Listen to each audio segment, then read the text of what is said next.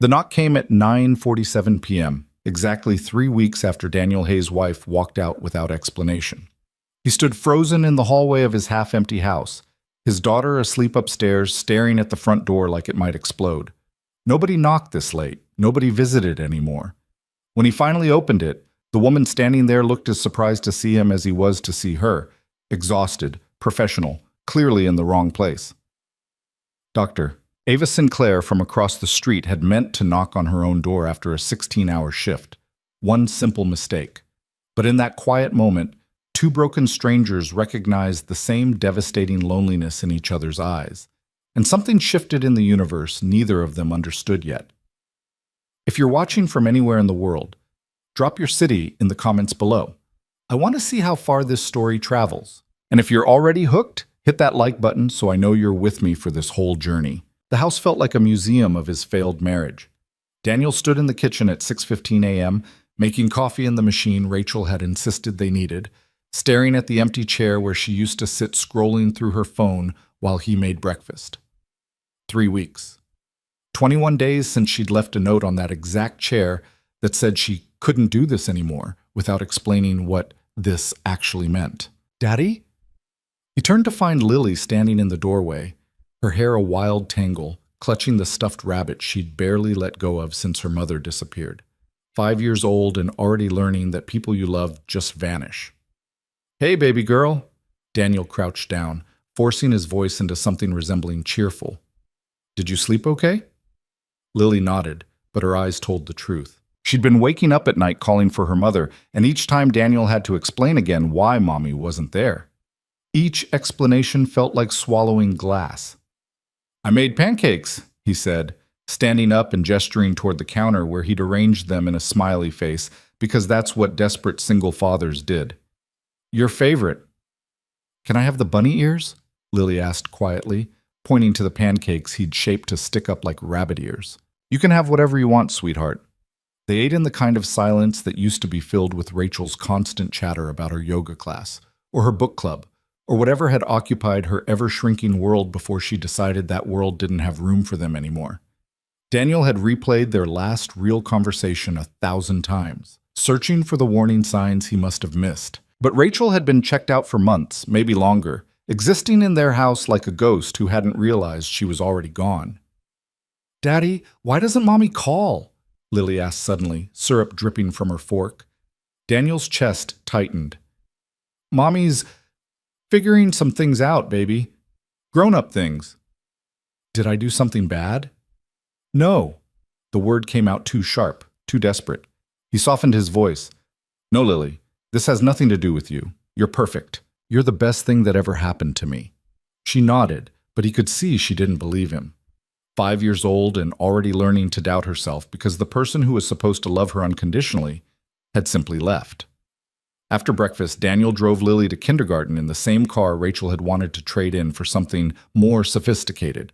He'd said no, they couldn't afford it, and she'd looked at him like he was the reason her life felt small. Now he wondered if that moment had been the beginning of the end or just another symptom of a marriage that had been dying for years while he was too busy working and trying to provide to notice. Have a good day, sweet girl, he said, kissing the top of Lily's head as she climbed out of the car. She turned back, her face suddenly urgent. You'll be here when school ends? I'll be right here, I promise. The fear in her eyes gutted him. Rachel used to pick her up. Rachel used to be the constant while Daniel worked late at the architectural firm, trying to make enough money to give them the life she wanted. Now he was both parents, which meant leaving work early every day and watching his boss's patience wear thinner each time. Daniel spent the morning at his desk pretending to focus on the commercial development project that should have had his full attention. His phone sat face up beside his keyboard, waiting for a text or call from Rachel that never came. She'd blocked him, changed her number, disappeared so completely it was like their 7-year marriage had been something he'd imagined. Hayes, you with us? His boss, Martin, stood in the doorway of his cubicle, arms crossed. Yeah, sorry, just reviewing the Morrison project specs. The specs you were supposed to present yesterday? Daniel's stomach dropped. He'd completely forgotten. Martin, I know you're going through something. Martin's voice was firm, but not unkind. But we've got deadlines. This project is worth $2 million. I need you here, fully here, or I need to know you can't do the job right now. I can do it. I'll have the presentation ready by end of day. Martin studied him for a long moment. End of day. And Daniel? I'm sorry about your wife. I really am. But this is a business. After Martin left, Daniel stared at his computer screen until the words blurred. He couldn't lose this job. It was the only thing keeping him and Lily in the house, maintaining some semblance of stability while everything else crumbled. He worked through lunch, skipped his afternoon coffee break, and by 2:30 had assembled a presentation that was good enough to keep Martin off his back for another week. At 3 p.m., he was parked outside Lily's kindergarten, watching parents stream in to collect their children. Most of them were mothers, he noticed. Perfectly put together women who probably had their lives figured out, who didn't spend their mornings wondering how a marriage could disintegrate without warning. Lily emerged holding her teacher's hand, her face lighting up when she saw him. That expression, that pure relief that he'd kept his promise, made everything else worth it. "How was your day?" he asked as she climbed into her car seat. "We painted. I made you a picture." She held up a piece of construction paper covered in purple and blue swirls. "It's the ocean. It's beautiful. We'll put it on the fridge when we get home." Where Mommy's picture was? Daniel's hands tightened on the steering wheel. Rachel's watercolor of the San Francisco skyline had hung on their fridge for 3 years. He'd taken it down the day after she left because seeing it felt like being stabbed repeatedly. "Yeah, baby, right there." They stopped at the grocery store because Daniel had forgotten they were out of milk and bread and basically everything else because meal planning had been Rachel's domain, and he was still figuring out how to keep a 5-year-old fed on things that weren't cereal and frozen pizza. "Can we get cookies?" Lily asked, pointing to the bakery section. "Sure. Pick whichever ones you want." She chose chocolate chip, her small hands careful as she placed the package in the cart. Everything she did lately was careful, measured, like she was afraid one wrong move would make him disappear too. They were standing in the checkout line when Lily suddenly said, "There's the lady doctor." Daniel followed her gaze and saw a woman in scrubs 2 lanes over, dark hair pulled back in a ponytail, loading groceries onto the belt with the mechanical efficiency of someone who'd done this 1,000 times on autopilot. He recognized her vaguely. She lived across the street, a few houses down. They'd waved in passing, but never actually spoken. "How do you know she's a doctor?" Daniel asked. "Her car has a doctor sticker. I saw it when we walked Mommy's flowers over that one time." Daniel remembered. Rachel had made him bring a welcome basket when the woman moved in 6 months ago, some gesture of suburban friendliness that Rachel had insisted on before she stopped caring about anything. He'd left it on the woman's doorstep and never saw her receive it. The woman, Dr. Sinclair, if he remembered the nameplate correctly, looked exhausted. The kind of bone-deep tiredness that came from carrying weight that had nothing to do with physical labor. She moved through the checkout line with her head down, paid without making eye contact with the cashier, and was gone before Daniel could place why seeing her made him feel something that wasn't quite pity and wasn't quite recognition. That evening, Daniel attempted to make spaghetti while Lily sat at the kitchen table coloring. He'd found a recipe online that claimed to be foolproof for beginners, which should have been his first warning sign. 20 minutes later, the sauce was too watery, the pasta was slightly undercooked, and Lily was eating it without complaint because she was 5 and didn't know it wasn't supposed to taste like disappointment. "This is good, Daddy," she said, twirling noodles around her fork. "You're a terrible liar, sweet girl." She giggled, and the sound was so unexpected, so genuinely happy, that Daniel felt his throat tighten. These moments, the ones where Lily forgot to be sad, were the only things keeping him functional. After dinner, bath time, 3 stories, and a prolonged negotiation about why she couldn't sleep with every stuffed animal she owned, Daniel finally got Lily settled in bed. He sat on the edge of her mattress, brushing hair back from her forehead. "Daddy, will Mommy come back?" Lily asked, her voice small in the darkness. Daniel had been dreading this question, knowing it would come, but hoping he'd have a better answer when it did. "I don't know, baby, but I know that I'm here, and I'm not going anywhere. Ever. You understand? No matter what happens, you've got me." "Promise?" "I promise. Cross my heart." He made the gesture over his chest, the same one his own father had made to him 30 years ago before cancer took him. Promises meant something in the Hayes family. You didn't make them unless you intended to die keeping them. Lily's eyes were already drifting closed. Love you, Daddy. Love you more than anything in the world. He waited until her breathing evened out before standing up, leaving her door cracked open the way she liked it. Downstairs, the house stretched out in front of him. Too big, too quiet, too full of memories that felt like accusations. He poured himself a bourbon, the expensive bottle Rachel had given him for their anniversary 2 years ago, back when she still pretended to care about marking occasions. Daniel stood at the kitchen window, looking out at the dark street, and wondered how his life had become this. 34 years old, divorced, raising a traumatized daughter, working a job that demanded more than he could give while trying to keep his head above water. This wasn't the plan. The plan had been Rachel and him, building a life together, raising Lily in a house filled with love and stability. The plan was a fucking joke. His phone buzzed. For one desperate second, he thought it might be Rachel. But it was just his mother calling from Arizona, checking in for the 3rd time that week. He let it go to voicemail. He loved his mother, but he couldn't handle her pity right now. Her gentle suggestions that maybe he should consider moving closer to her, that maybe Lily needed family around. At 9:47 p.m., Daniel was halfway through his second bourbon when someone knocked on the front door. He froze. Nobody knocked this late.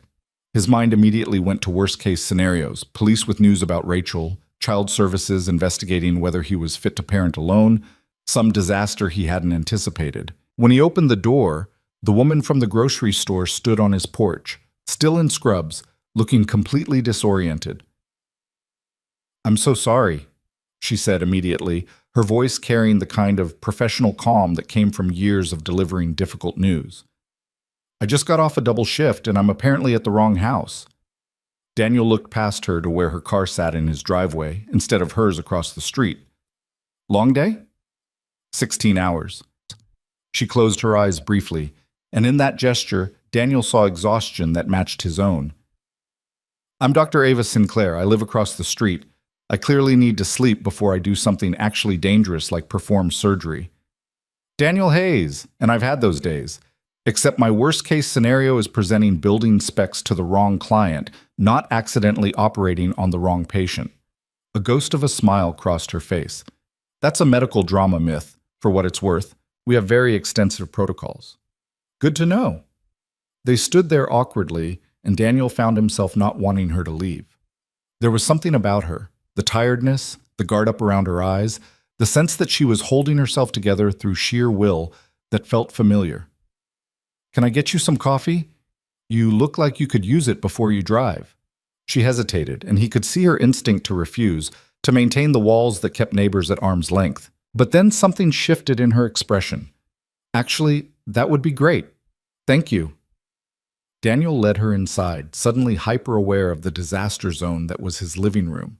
Lily's toys scattered across the floor, his empty bourbon glass on the coffee table, the general chaos of a man who'd stopped caring about appearances. "Sorry about the mess," he said, moving toward the kitchen. "It's been a rough few weeks.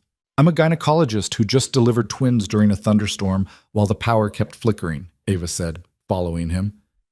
"I'm not judging anyone's mess." He laughed, surprising himself. Twins in a thunderstorm sounds like the beginning of a horror movie. It felt like one. The mother kept asking if this was a sign from the universe, and I kept thinking the universe needs to work on its timing. Daniel poured coffee from the pot he'd made earlier, which was probably too strong and definitely too old, but Ava accepted it without complaint. They stood on opposite sides of his kitchen island, two strangers brought together by exhaustion and a wrong door. "So, divorced or widowed?" Ava asked suddenly, then immediately looked mortified. "I'm sorry, that was incredibly inappropriate. I told you I need sleep before I talk to humans." "Divorced," Daniel said, surprising himself by not being offended. 3 weeks ago. Well, separated. The divorce isn't final yet." "I'm sorry." "Don't be." Apparently she wasn't happy, and I was too dense to notice until she left a note and disappeared. Ava was quiet for a moment, sipping her coffee. "People are complicated. Sometimes they don't even know what they want until they're already gone." "Sounds like you're speaking from experience." "Well, I'm speaking from years of listening to patients tell me their life stories while I'm examining them," Ava said. You'd be amazed what people confess when they're in a vulnerable position. It's like therapy, except I'm checking their cervix. Daniel choked on his coffee, and Ava's eyes widened.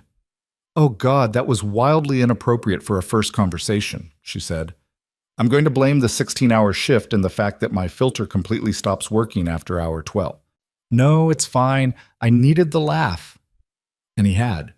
For the first time in 3 weeks, something felt light instead of crushing. They talked for another 20 minutes, the conversation flowing easier than it had any right to between strangers. Ava told him about her practice, the challenges of being a young female doctor in a field dominated by older men who questioned her competence daily. Daniel told her about architecture, about the satisfaction of creating something permanent in a world that felt increasingly temporary. He didn't mention Lily. Some instinct told him to keep his daughter separate from this, whatever this was.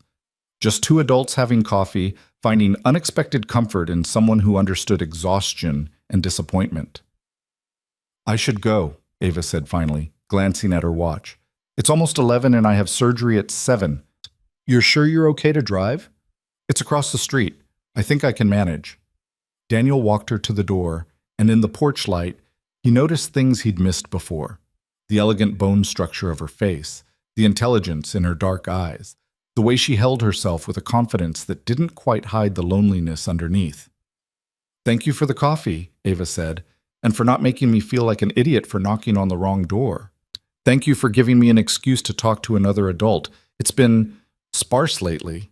She smiled, and it transformed her face from tired professional to something warmer, more real. Well, I live across the street. I'm sure we'll run into each other again. I hope so. After she left, Daniel stood in his doorway watching her cross the street to her own house, a modest colonial that always had the lights off because she was never home. He felt something he hadn't felt in months, a flicker of interest in something beyond just surviving the next day. Upstairs, Lily was still asleep, her small body curled around her stuffed rabbit. Daniel stood in her doorway for a long moment, watching the rise and fall of her chest, and made a silent promise. Whatever happened, however hard this got, he would give her stability. He would be the constant in her life that Rachel had refused to be. The next morning arrived too early, as mornings always did. Daniel woke to Lily standing beside his bed, her hair a mess, the rabbit clutched in her arms. Daddy, I had a bad dream. He pulled her into bed with him, wrapping his arms around her small body. Want to tell me about it? Mommy came back, but she didn't remember me. Daniel's heart cracked. That's not going to happen, sweet girl.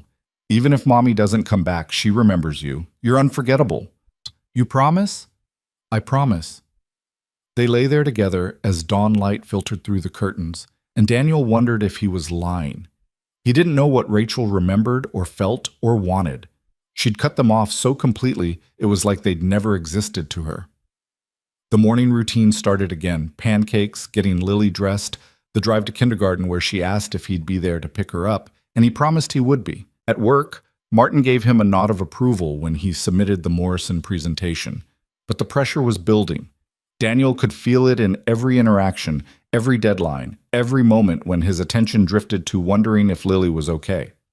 That afternoon, picking up Lily from school, he saw Ava's car parked across the street from the kindergarten. She was sitting in the driver's seat, head tilted back, eyes closed, clearly catching a moment of rest between whatever medical crisis she'd just handled and whatever was coming next.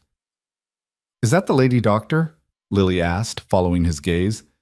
Yeah, she lives across from us. Can we say hi? Before Daniel could answer, Lily had unbuckled her seatbelt and was climbing out of the car. He hurried after her, watching as his daughter walked right up to Ava's car and knocked on the window. Ava startled awake, her hand immediately going to her chest. When she saw Lily, her expression shifted from alarm to confusion to something softer. She rolled down the window. Hi, Lily said brightly.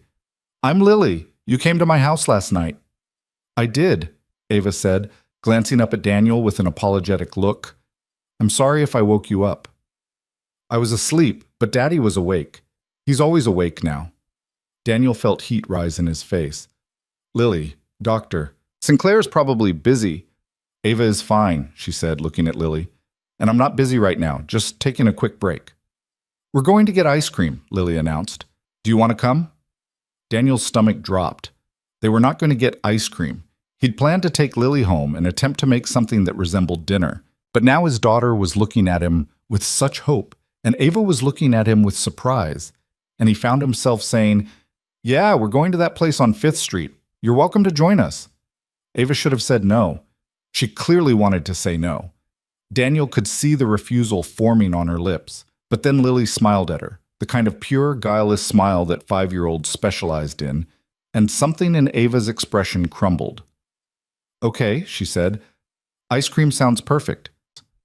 They ended up at a small shop that specialized in homemade flavors, sitting at a corner table while Lily worked her way through a scoop of cookies and cream that was rapidly melting faster than she could eat it.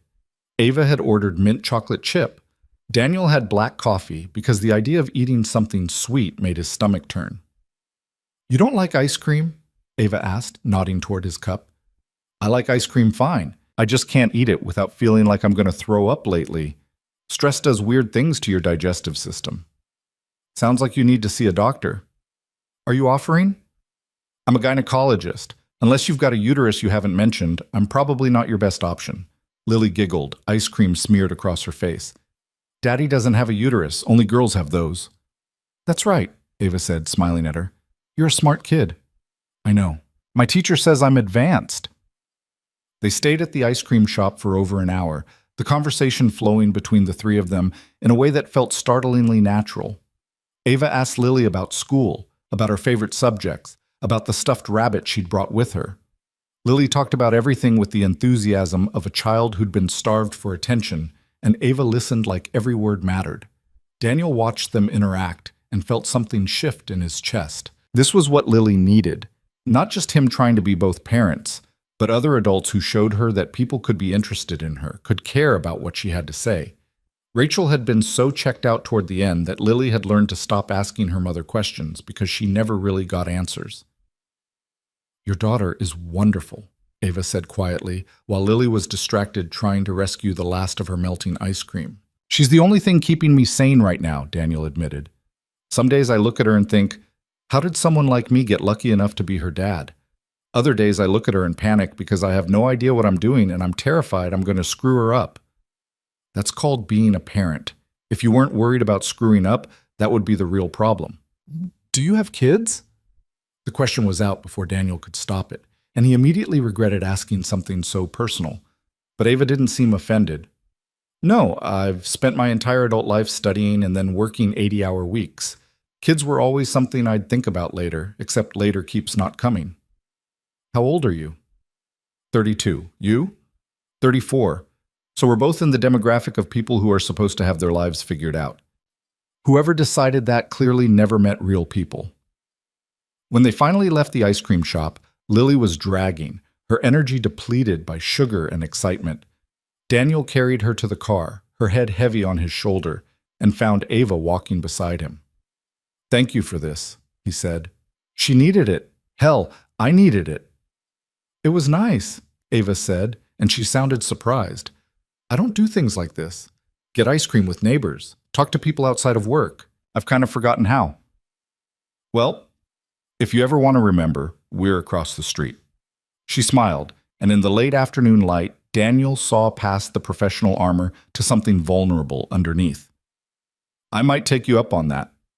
That night, after putting Lily to bed, Daniel stood at his kitchen window and watched the lights come on in Ava's house across the street.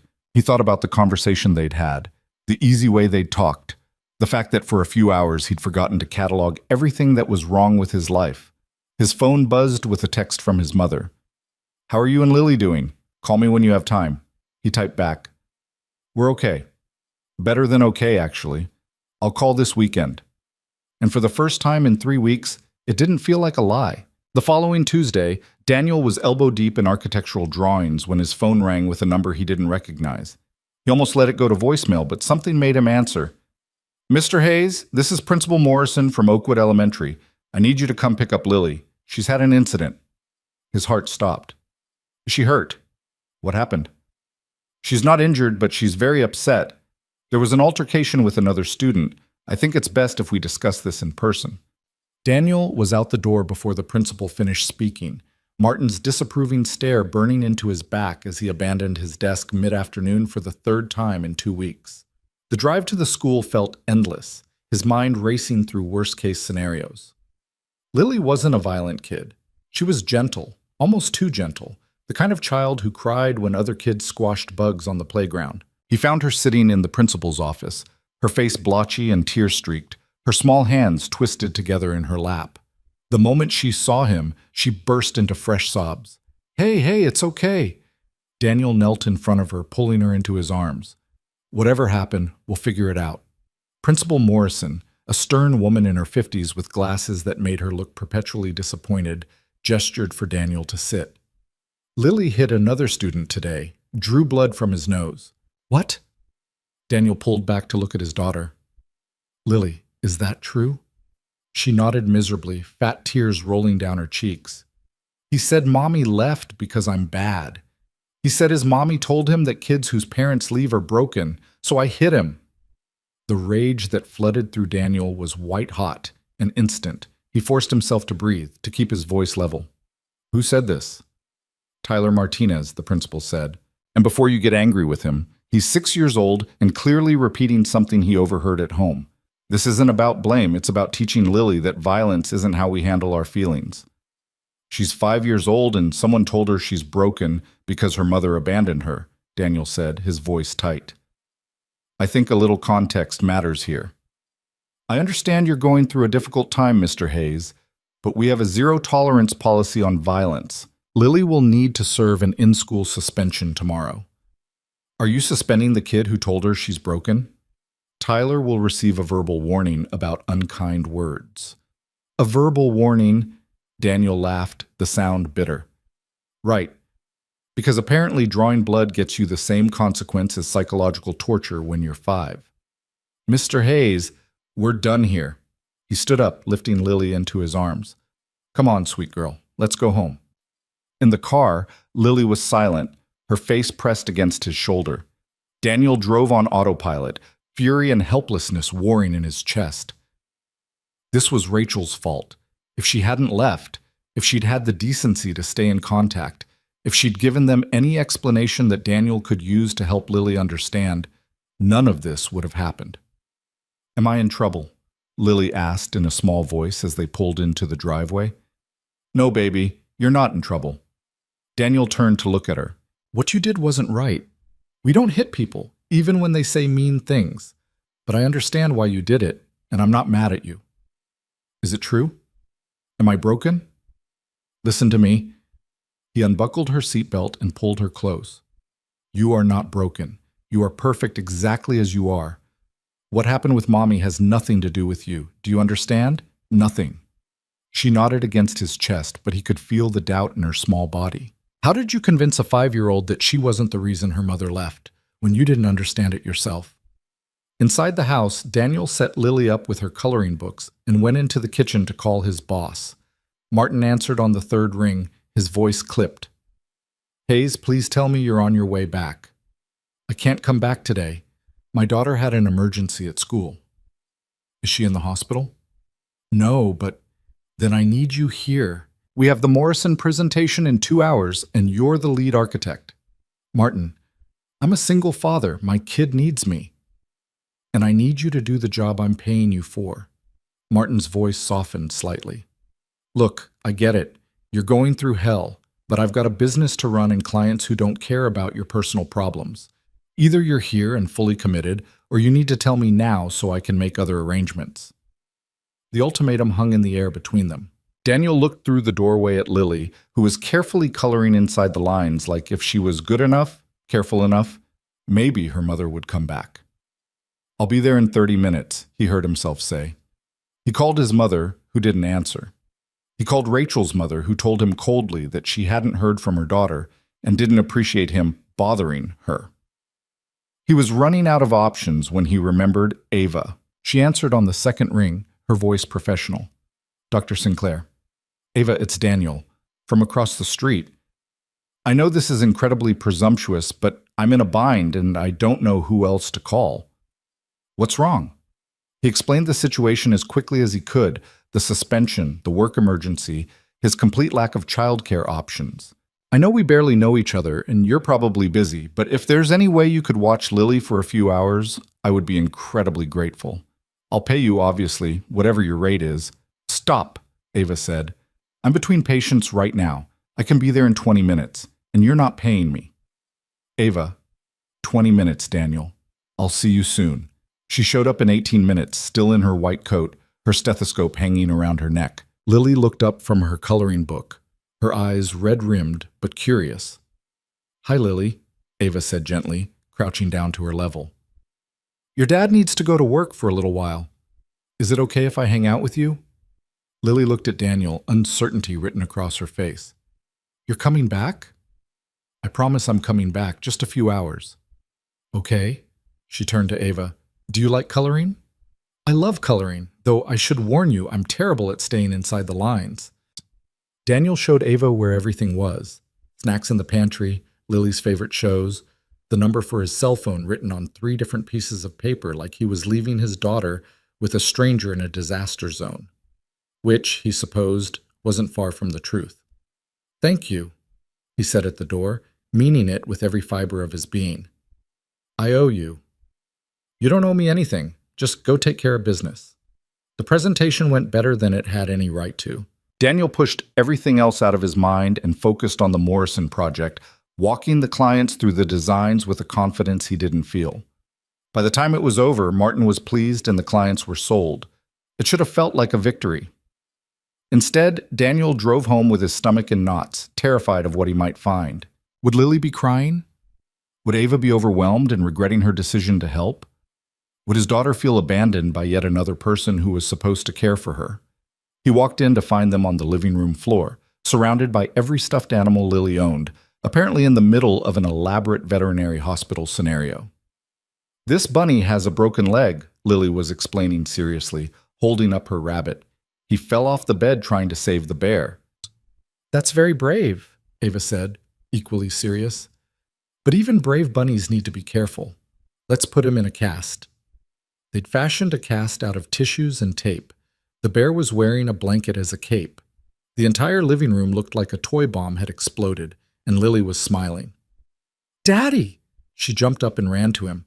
Dr. Ava is teaching me about bones and healing, and she said my bunny is going to be okay. Daniel looked over Lily's head at Ava, who was standing up and brushing off her scrubs. How did it go? She asked. Better than expected. How did it go here? We had a good time. Lily's very smart. She understands anatomy better than some of my medical students.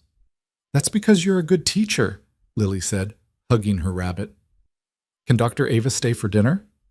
The question caught Daniel off guard, but before he could formulate a polite way to give Ava an out, she was nodding.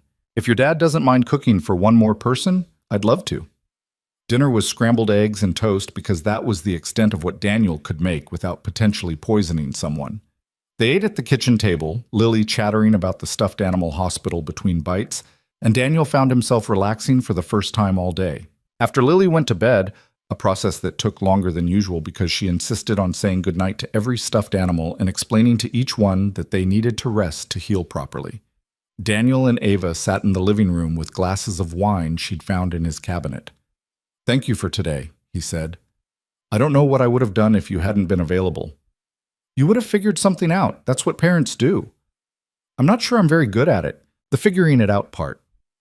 Ava was quiet for a moment, swirling the wine in her glass. Can I ask you something? You don't have to answer. Go ahead. Where's Lily's mother? I know you said you separated, but there's more to it, isn't there? Daniel leaned back against the couch, exhaustion settling over him. 3 weeks before you knocked on my door, Rachel left a note saying she couldn't do this anymore and disappeared. Changed her number, blocked me on everything, hasn't contacted Lily once. I don't know where she is or what she's doing or if she's ever coming back. That's... Ava shook her head. I was going to say unbelievable, but I've seen enough in my practice to know people are capable of anything. The thing that kills me is I didn't see it coming. Or maybe I did and I ignored it because acknowledging it would mean admitting our marriage was a lie. She was unhappy for a long time. She felt trapped, suffocated by suburban motherhood.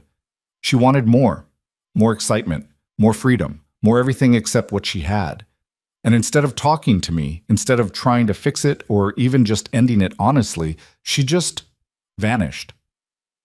What about Lily? How do you explain that to a 5-year-old? I can't. How do you tell your daughter that her mother chose to leave her without saying goodbye? That there's nothing wrong with Lily, that it's all Rachel's selfishness and cowardice when she's already blaming herself? Is that what happened today? At school? Daniel told her about Tyler Martinez and the suspension, about the principal's zero-tolerance policy that somehow equated physical violence with emotional cruelty. She hit him because he told her she was broken. And the worst part is, I wanted to hit him too. 6-year-old kid, and I wanted to punch him for making my daughter cry. That's normal. When someone hurts your child, the instinct to protect them is overwhelming. You sound like you have experience with that. Ava's expression shifted, something vulnerable crossing her face before she locked it down. Not personally. But I see it all the time in my patients. The fierce love that makes you capable of things you never thought possible. They talked until almost midnight, the conversation drifting from topic to topic with the ease of old friends rather than new acquaintances. Ava told him about medical school, about the grueling years of residency, where she'd survived on caffeine and spite, about the attending physician who'd told her she was too emotional to be a surgeon and how she'd proven him wrong. Do you regret it? Daniel asked, choosing medicine over everything else? Sometimes. Mostly when I'm eating dinner alone at 10 p.m., and realizing I can't remember the last time I had a conversation with someone who wasn't a patient or a colleague. She looked at him. What about you? Do you regret your choices? I regret not seeing what was happening with Rachel sooner. I regret working late nights trying to give her the life she wanted while she was home resenting me for not being there. I regret a lot of things. He paused. But I don't regret Lily. She's the only thing I got right. She's lucky to have you. I don't know about that. Right now, she's got a father who's barely keeping it together and a mother who doesn't care enough to call. Ava set down her wine glass and looked at him directly. Daniel, you left work in the middle of a critical presentation to pick up your daughter. You called in every favor you could think of to make sure she was taken care of. You're sitting here agonizing over whether you're doing enough. That's not barely keeping it together. That's being a good parent. The words hit him harder than they should have. He realized no one had told him he was doing okay since Rachel left. His mother meant well, but her worry only amplified his own anxiety. His boss saw him as a liability. His soon-to-be ex-wife had effectively voted that he wasn't worth sticking around for. Thank you, he said quietly. I needed to hear that. When Ava finally left, Daniel stood at the door watching her cross the street, just like he had the first night. But this time felt different. This time felt like the beginning of something he couldn't quite name. Over the next 2 weeks, Ava became part of their routine in small, almost imperceptible ways. She'd stop by after work to check on Lily, bringing medical stories that she turned into adventures to make a 5-year-old laugh. She taught Lily about the human body using a children's anatomy book she'd ordered online. She stayed for dinner more often than not, helping Daniel cook or just keeping them company while they ate his increasingly less terrible attempts at real food. Lily bloomed under the attention. The sadness that had shadowed her since Rachel left didn't disappear, but it receded, replaced by genuine smiles and laughter that sounded real instead of forced. She started asking Ava questions about everything: why the sky was blue, how airplanes stayed up, whether dinosaurs had belly buttons. And Ava answered each one with the same seriousness she probably used with her patients. Why don't you have kids? Lily asked one evening while they were all sitting in the backyard, watching the sun set. Daniel tensed, ready to redirect the conversation, but Ava just smiled. I've been really busy with work, she said. Being a doctor takes a lot of time. But you're not busy now, Lily pointed out with 5-year-old logic. You're here with us. You're right. I am here with you. And that's pretty nice, isn't it? It's the best. Lily leaned against Ava's shoulder, completely comfortable in a way that made Daniel's chest tight. Later, after Lily was in bed, Daniel found Ava still sitting in the backyard, staring up at the stars. Sorry about the interrogation, he said, sitting down beside her. Lily's at that age where she asks everything. Don't apologize. She's curious. That's healthy. Ava was quiet for a moment. She's right, though. I could have had kids by now if I'd wanted them. I chose not to. Second-guessing that choice? Maybe. I spent so long focused on my career, on proving I belonged in a field that didn't want me, that I forgot to think about what I actually wanted. And now I'm 32, single, working 80-hour weeks and wondering if I missed something important while I was busy being successful. Daniel understood that feeling more than she knew. For what it's worth, I think you'd be a great mother. The way you are with Lily, she lights up around you. She lights up because someone's paying attention to her. You're doing that. I'm just supplementing. You're doing more than that, and you know it. Ava turned to look at him, and in the darkness, her face was hard to read. What are we doing, Daniel? The question hung between them, heavy with implications neither of them had been willing to address. They'd been dancing around it for weeks, the long conversations, the easy intimacy, the way Lily had started asking when Ava was coming over like she was already part of their family. I don't know, Daniel admitted, but whatever it is, I don't want to stop. I have a complicated life. My career is demanding. My father, she trailed off, her jaw tightening. My father has very specific expectations about who I should be with and what my life should look like. A divorced single father wouldn't exactly fit his vision. Your father sounds like an asshole, Ava laughed, surprised. He is, but he's also one of the most respected cardiac surgeons in the state, and he's used to getting what he wants. What do you want? She was quiet for so long Daniel thought she might not answer. Then she said, I want to stop feeling lonely. I want to have conversations that matter with someone who sees me as more than Dr. Sinclair. I want... She paused. I want this. Whatever this is. Daniel reached over and took her hand, her fingers cold in his. Then, let's figure it out together. They sat like that for a long time, holding hands in the darkness while the world moved around them. It wasn't a declaration of love or a promise of forever. It was simpler than that and more honest. Two people acknowledging that they'd found something unexpected and choosing to see where it led. The first time Daniel kissed Ava was 2 days later in his kitchen after Lily had gone to bed. She'd been telling him about a difficult surgery, her hands moving expressively as she described the complications. And he'd been struck by how beautiful she was when she forgot to be guarded. He'd leaned in without thinking, giving her time to pull away. But she'd met him halfway. The kiss was soft, tentative, carrying the weight of everything they were both risking. When they pulled apart, Ava's eyes were wide. That was, she started. A mistake? Daniel offered, already regretting it. I was going to say overdue. She smiled, and it transformed her entire face. But terrifying also works. They took it slow after that, stolen kisses when Lily wasn't looking, conversations that stretched into the early morning hours, the gradual intertwining of two lives that had been separate for so long.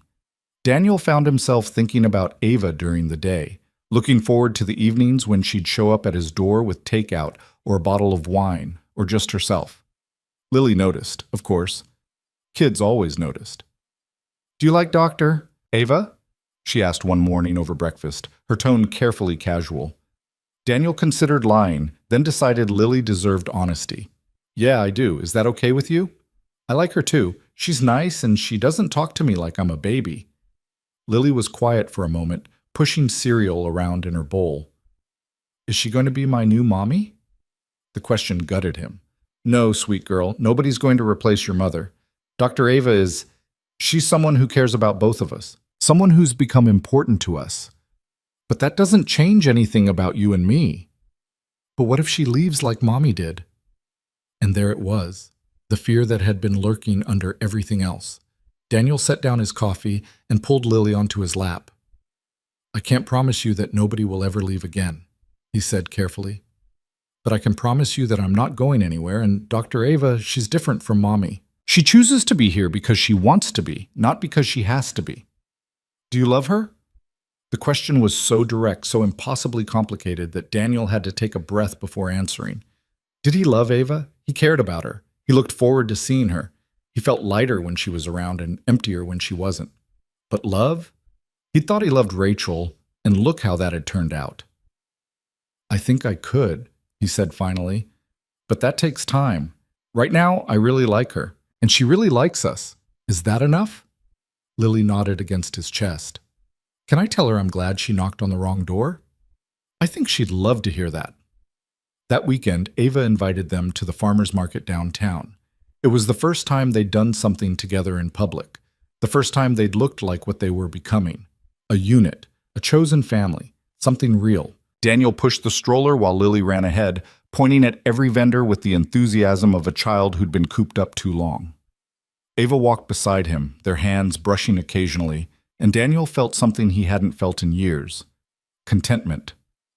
They were at a fruit stand, Lily debating between strawberries and blueberries with the seriousness of someone making a life-altering decision, when a man's voice cut through the morning bustle. "Ava." Daniel felt Ava go rigid beside him. He turned to see a man in his 60s approaching them, tall and distinguished in the way that came from money and power. He had Ava's dark eyes and the same sharp bone structure, but where she carried herself with hard-won confidence, he exuded the kind of authority that had never been challenged. "Dad," Ava said, her voice completely flat, "what are you doing here?" "I could ask you the same thing." Her father's gaze swept over Daniel and Lily with the kind of assessment that made Daniel feel like he was being priced and found wanting. "I didn't realize you were seeing someone." "This is Daniel Hayes and his daughter Lily. Daniel, this is my father, Dr. Richard Sinclair." Daniel extended his hand. "Nice to meet you." Richard shook it with the bare minimum of courtesy. "Hayes, what do you do?" "I'm an architect." The sound was loaded with judgment. Richard turned back to Ava. "We need to talk about the Hartford Fellowship. Dr. Morrison called me yesterday. He seems to think you're considering turning it down." "I am considering it." "Don't be ridiculous. This is the opportunity of a lifetime. 2 years studying under the best gynecological surgeons in the country, guaranteed partnership at the end. You'd be insane to pass it up. It's in Connecticut. That's a 14-hour drive from here." "So you commute or relocate?" "That's what people do for their careers, Ava." Richard's eyes flicked to Daniel again. "Unless you're letting personal entanglements cloud your judgment." The word entanglements landed like a slap. Daniel saw Ava's jaw tighten, saw her struggling between the daughter who'd spent her life trying to please her father and the woman who was finally learning to choose herself. "My personal life is none of your business," she said quietly. "It is when it interferes with your professional future.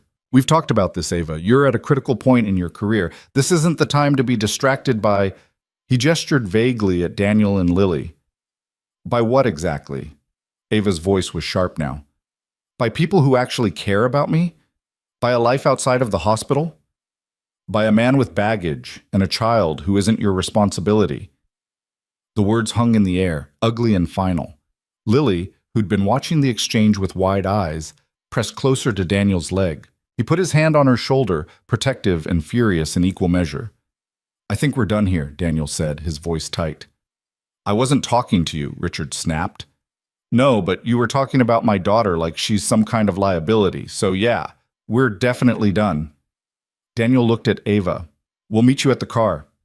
He guided Lily away before she could hear anything else, his heart pounding with rage. Behind him, he could hear Ava and her father's voices rising, but he didn't look back.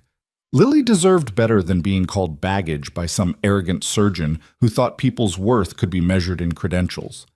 They waited by the car for 20 minutes before Ava appeared, her face pale and her eyes red-rimmed. She didn't say anything, just unlocked the doors and climbed into the driver's seat. The drive back was silent except for Lily's occasional questions that no one answered. At Daniel's house, Ava finally spoke. "I'm sorry you had to hear that. Don't apologize for him. He's not your responsibility." "He's my father."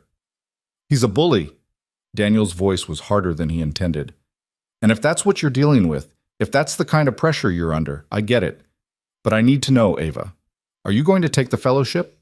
She looked at him, and he could see the war happening behind her eyes. "I don't know." "When do you have to decide?" 2 weeks. 2 weeks.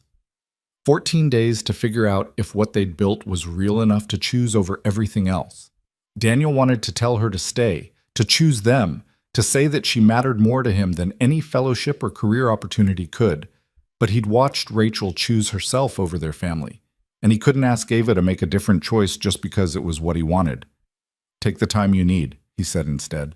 "Whatever you decide will be okay." It was a lie, and they both knew it. That night, Ava didn't come over, or the night after that. Daniel told himself she needed space to think, that her father's confrontation had rattled her, that he should give her time. But on the third night, when Lily asked where Dr. Ava was for the 4th time, and he had to watch his daughter's face crumple with fresh abandonment, He couldn't take it anymore. He waited until Lily was asleep, then crossed the street and knocked on Ava's door. The lights were on, her car in the driveway. But it took almost a full minute before she answered. When she did, she looked exhausted in a way that had nothing to do with work. "Can we talk?" Daniel asked. She hesitated, then stepped aside to let him in. Her house was immaculate in the way of someone who was never home long enough to make a mess. Everything was expensive and carefully chosen and completely impersonal, like a hotel room designed to look like a home. "I've been avoiding you," Ava said, not bothering with pretense. "I know that makes me a coward. It makes you human. Your father ambushed us. That's a lot to process. It's not just him." She sat down on the couch, her hands twisted together. "The fellowship is everything I've worked for. 2 years training under Dr. Morrison, who literally wrote the textbook on minimally invasive gynecological surgery. Guaranteed partnership at Hartford Medical afterwards. It's the kind of opportunity that doesn't come twice." "I know. But it's in Connecticut. I'd have to move or at minimum commute back and forth for 2 years. And even if I tried to make it work long distance, you and Lily deserve someone who's actually present, not someone who's barely there and resentful about what she gave up." Daniel sat down beside her, careful not to touch her because he knew if he did, he'd try to convince her to stay, and that wasn't fair. "Is that what you think would happen? You'd resent us?" "I don't know, maybe. Or maybe I'd take the fellowship and spend 2 years wondering what I missed here. Either way, someone loses." "That's one way to look at it. What's the other way?" "That you make a choice based on what you actually want, not what you think you should want, or what your father expects, or what you're afraid of losing." He finally looked at her. "What do you want, Ava?" She laughed, but there was no humor in it. "I've spent my entire life doing what I was supposed to do. Top of my class in high school, so I could get into the right college. Perfect grades in college, so I could get into medical school.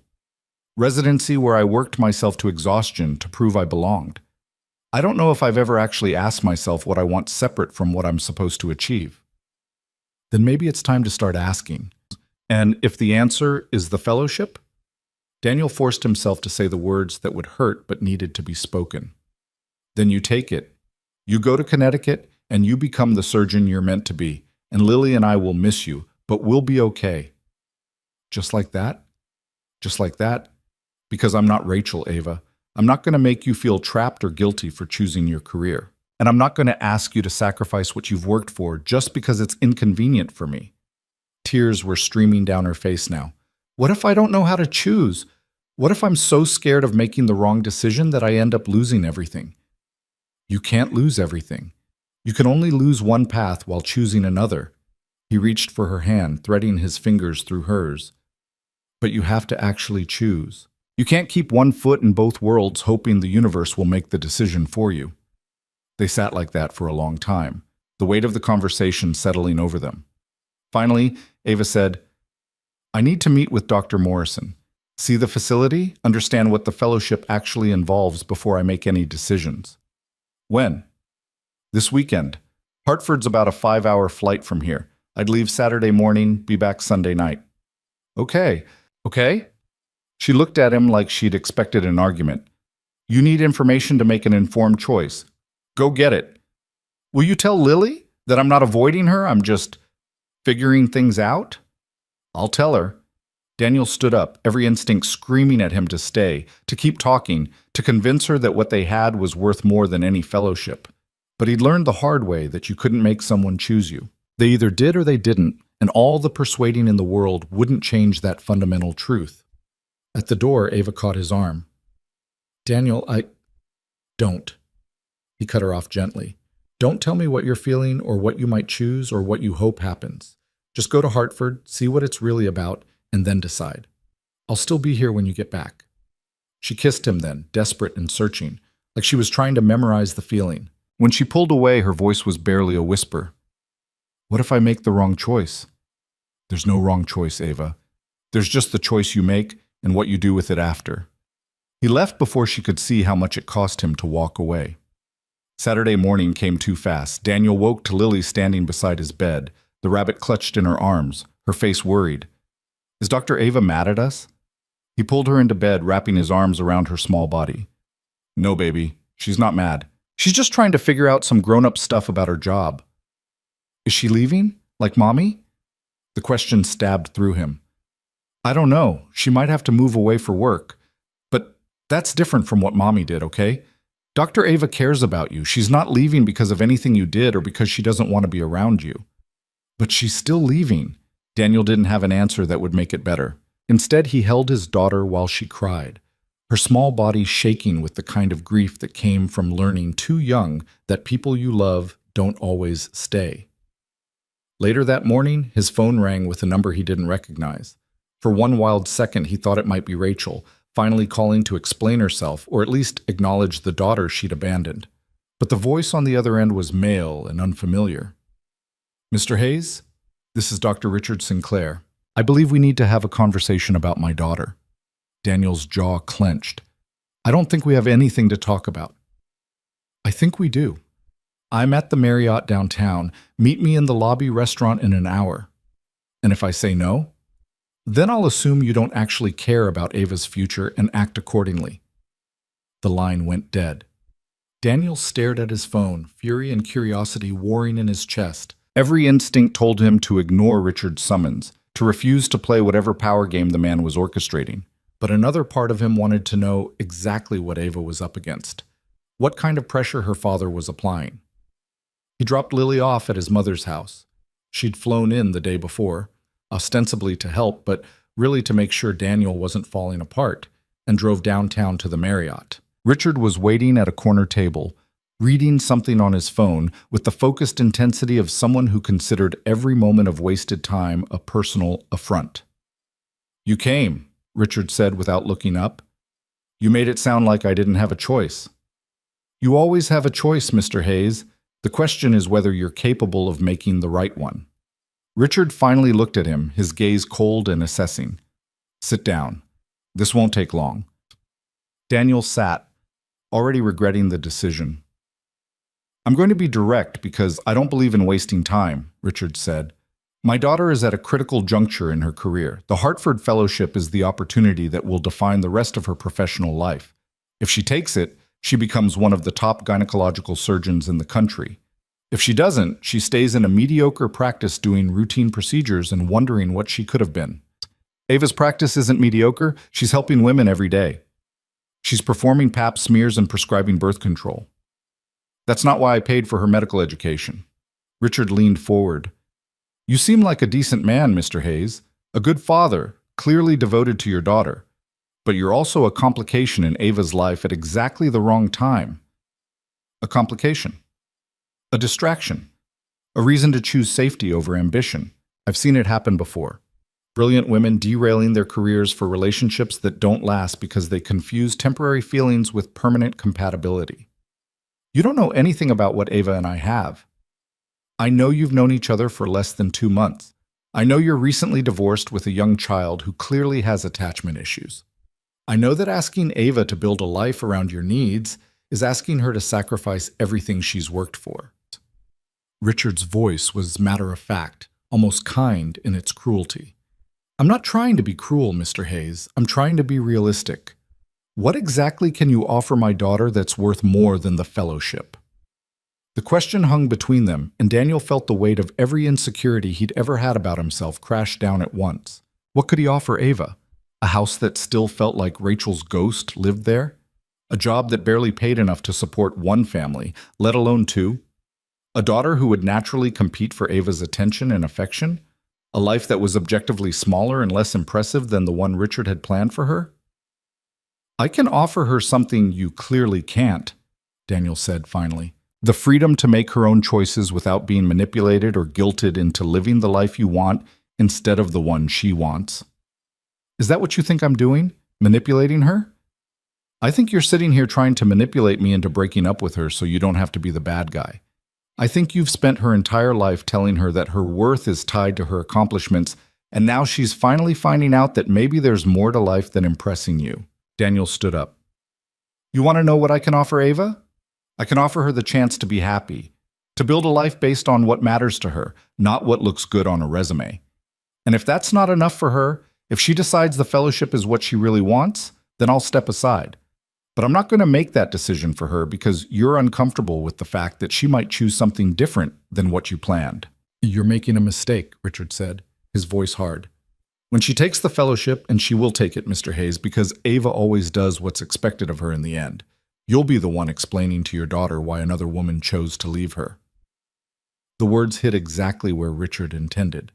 Daniel walked out without responding, his hands shaking with rage and fear and the terrible certainty that Richard might be right. Ava came back Sunday night looking more exhausted than when she'd left. Daniel saw her car pull into her driveway from his kitchen window and waited, giving her time to settle in before he went over. But an hour passed, then 2. And finally, he couldn't stand it anymore. She answered the door in sweatpants and an old medical school t-shirt, her hair wet from the shower, her face bare of makeup. She looked younger without all the armor and more uncertain. "How was Hartford?" Daniel asked. "Incredible. The facility is state-of-the-art. Dr. Morrison is even better than his reputation, and the fellowship program is everything I hoped it would be." She stepped aside to let him in. "I also hated every minute of being there." "Why?" "Because I kept thinking about Lily asking if we could make pancakes when I got back. Because I saw this amazing surgical suite and my first thought was that you would love the architectural design. Because I spent the whole weekend in the place I'm supposed to want to be, and all I could think about was how much I wanted to be home." Daniel's heart was pounding. "What does that mean?" "It means I'm terrified I'm making a huge mistake either way. If I take the fellowship, I lose you and Lily and this life we've been building. If I don't take it, I spend the rest of my career wondering what I could have been." She sank down onto the couch, her head in her hands. "My father called me this morning. He told me about your conversation." "Of course he did." "He said you were selfishly trying to hold me back from my potential, that you were using Lily to emotionally manipulate me into choosing you over my career." "Is that what you think?" "No, I think he's projecting because that's exactly what he's doing." Ava looked up at him, her eyes red. "He also said that you'd told him you'd step aside if I chose the fellowship. Is that true?" "Yes." "Why?" "Because I'm not going to be another person in your life who makes you feel guilty for wanting something. You've spent 32 years trying to please your father. I'm not going to replace him with a different kind of cage." Ava started crying, the kind of deep, wrenching sobs that came from years of holding everything in. Daniel sat down beside her and pulled her into his arms, letting her fall apart without trying to fix it. "I don't know what to do," she said against his chest. "I don't know how to choose." "Then don't. Not yet." He pulled back to look at her. "You have 2 weeks before you have to give them an answer, right? 10 days now.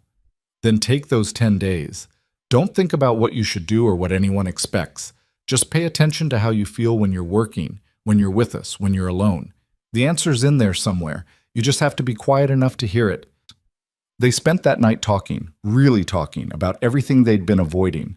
Ava told him about growing up under Richard's expectations, about her mother who died when she was 12 and left her alone with a father who showed love through achievements instead of affection. She told him about medical school, about the attending who'd tried to sabotage her because he didn't believe women belonged in surgery, about the patients she'd saved and the ones she'd lost, and the weight of carrying other people's lives in her hands. Daniel told her about Rachel, about the slow erosion of their marriage that he'd been too proud or too stupid to acknowledge. He told her about the moment he'd found the note, the weeks of silence after, the lawyer's calls about divorce proceedings that Rachel had initiated without warning. He told her about Lily's nightmares, about the suspension, about the constant fear that he was failing as a father because he couldn't give his daughter the stability she needed. "You're not failing," Ava said firmly. "Lily is one of the most well-adjusted kids I've ever met, and that's because of you. She's well-adjusted because of you, too. You've given her something I couldn't, proof that women don't always leave, that she's worth staying for." "Daniel." "No, let me say this." He took her hands. "Whatever you decide about Hartford, you need to know that you've already changed our lives. You showed up when we needed someone and you stayed even though you didn't have to. That matters. That means something, regardless of what happens next." The next week felt suspended in time, like they were all holding their breath, waiting for something to break. Ava came over most evenings, helping with dinner and bedtime, but there was a fragility to it now, an awareness that any of these moments might be the last. Lily felt it too, clinging to Ava more than usual, asking questions about where people went when they moved away and whether they ever came back. On Thursday night, Daniel's phone rang at 11 p.m. He'd been asleep, exhausted from a day of back-to-back meetings, and he answered without checking the caller ID. "Daniel, it's me." Rachel's voice hit him like ice water. He sat up in bed, his heart racing. "Rachel? I know I shouldn't be calling. I know I don't have the right to ask you anything after what I did, but I need to talk to you about Lily." "You need to talk to me about Lily? You abandoned her 6 weeks ago without a word, and now you need to talk about her." "I know. I know I'm a terrible mother. I know I don't deserve to have any say in her life, but I've been thinking, and I want to work out visitation." Daniel laughed, the sound harsh in the darkness. "Visitation? You think you can just call out of nowhere and demand visitation? I'm her mother. You were her mother. You gave that up when you left a note and changed your number." His voice was shaking with fury.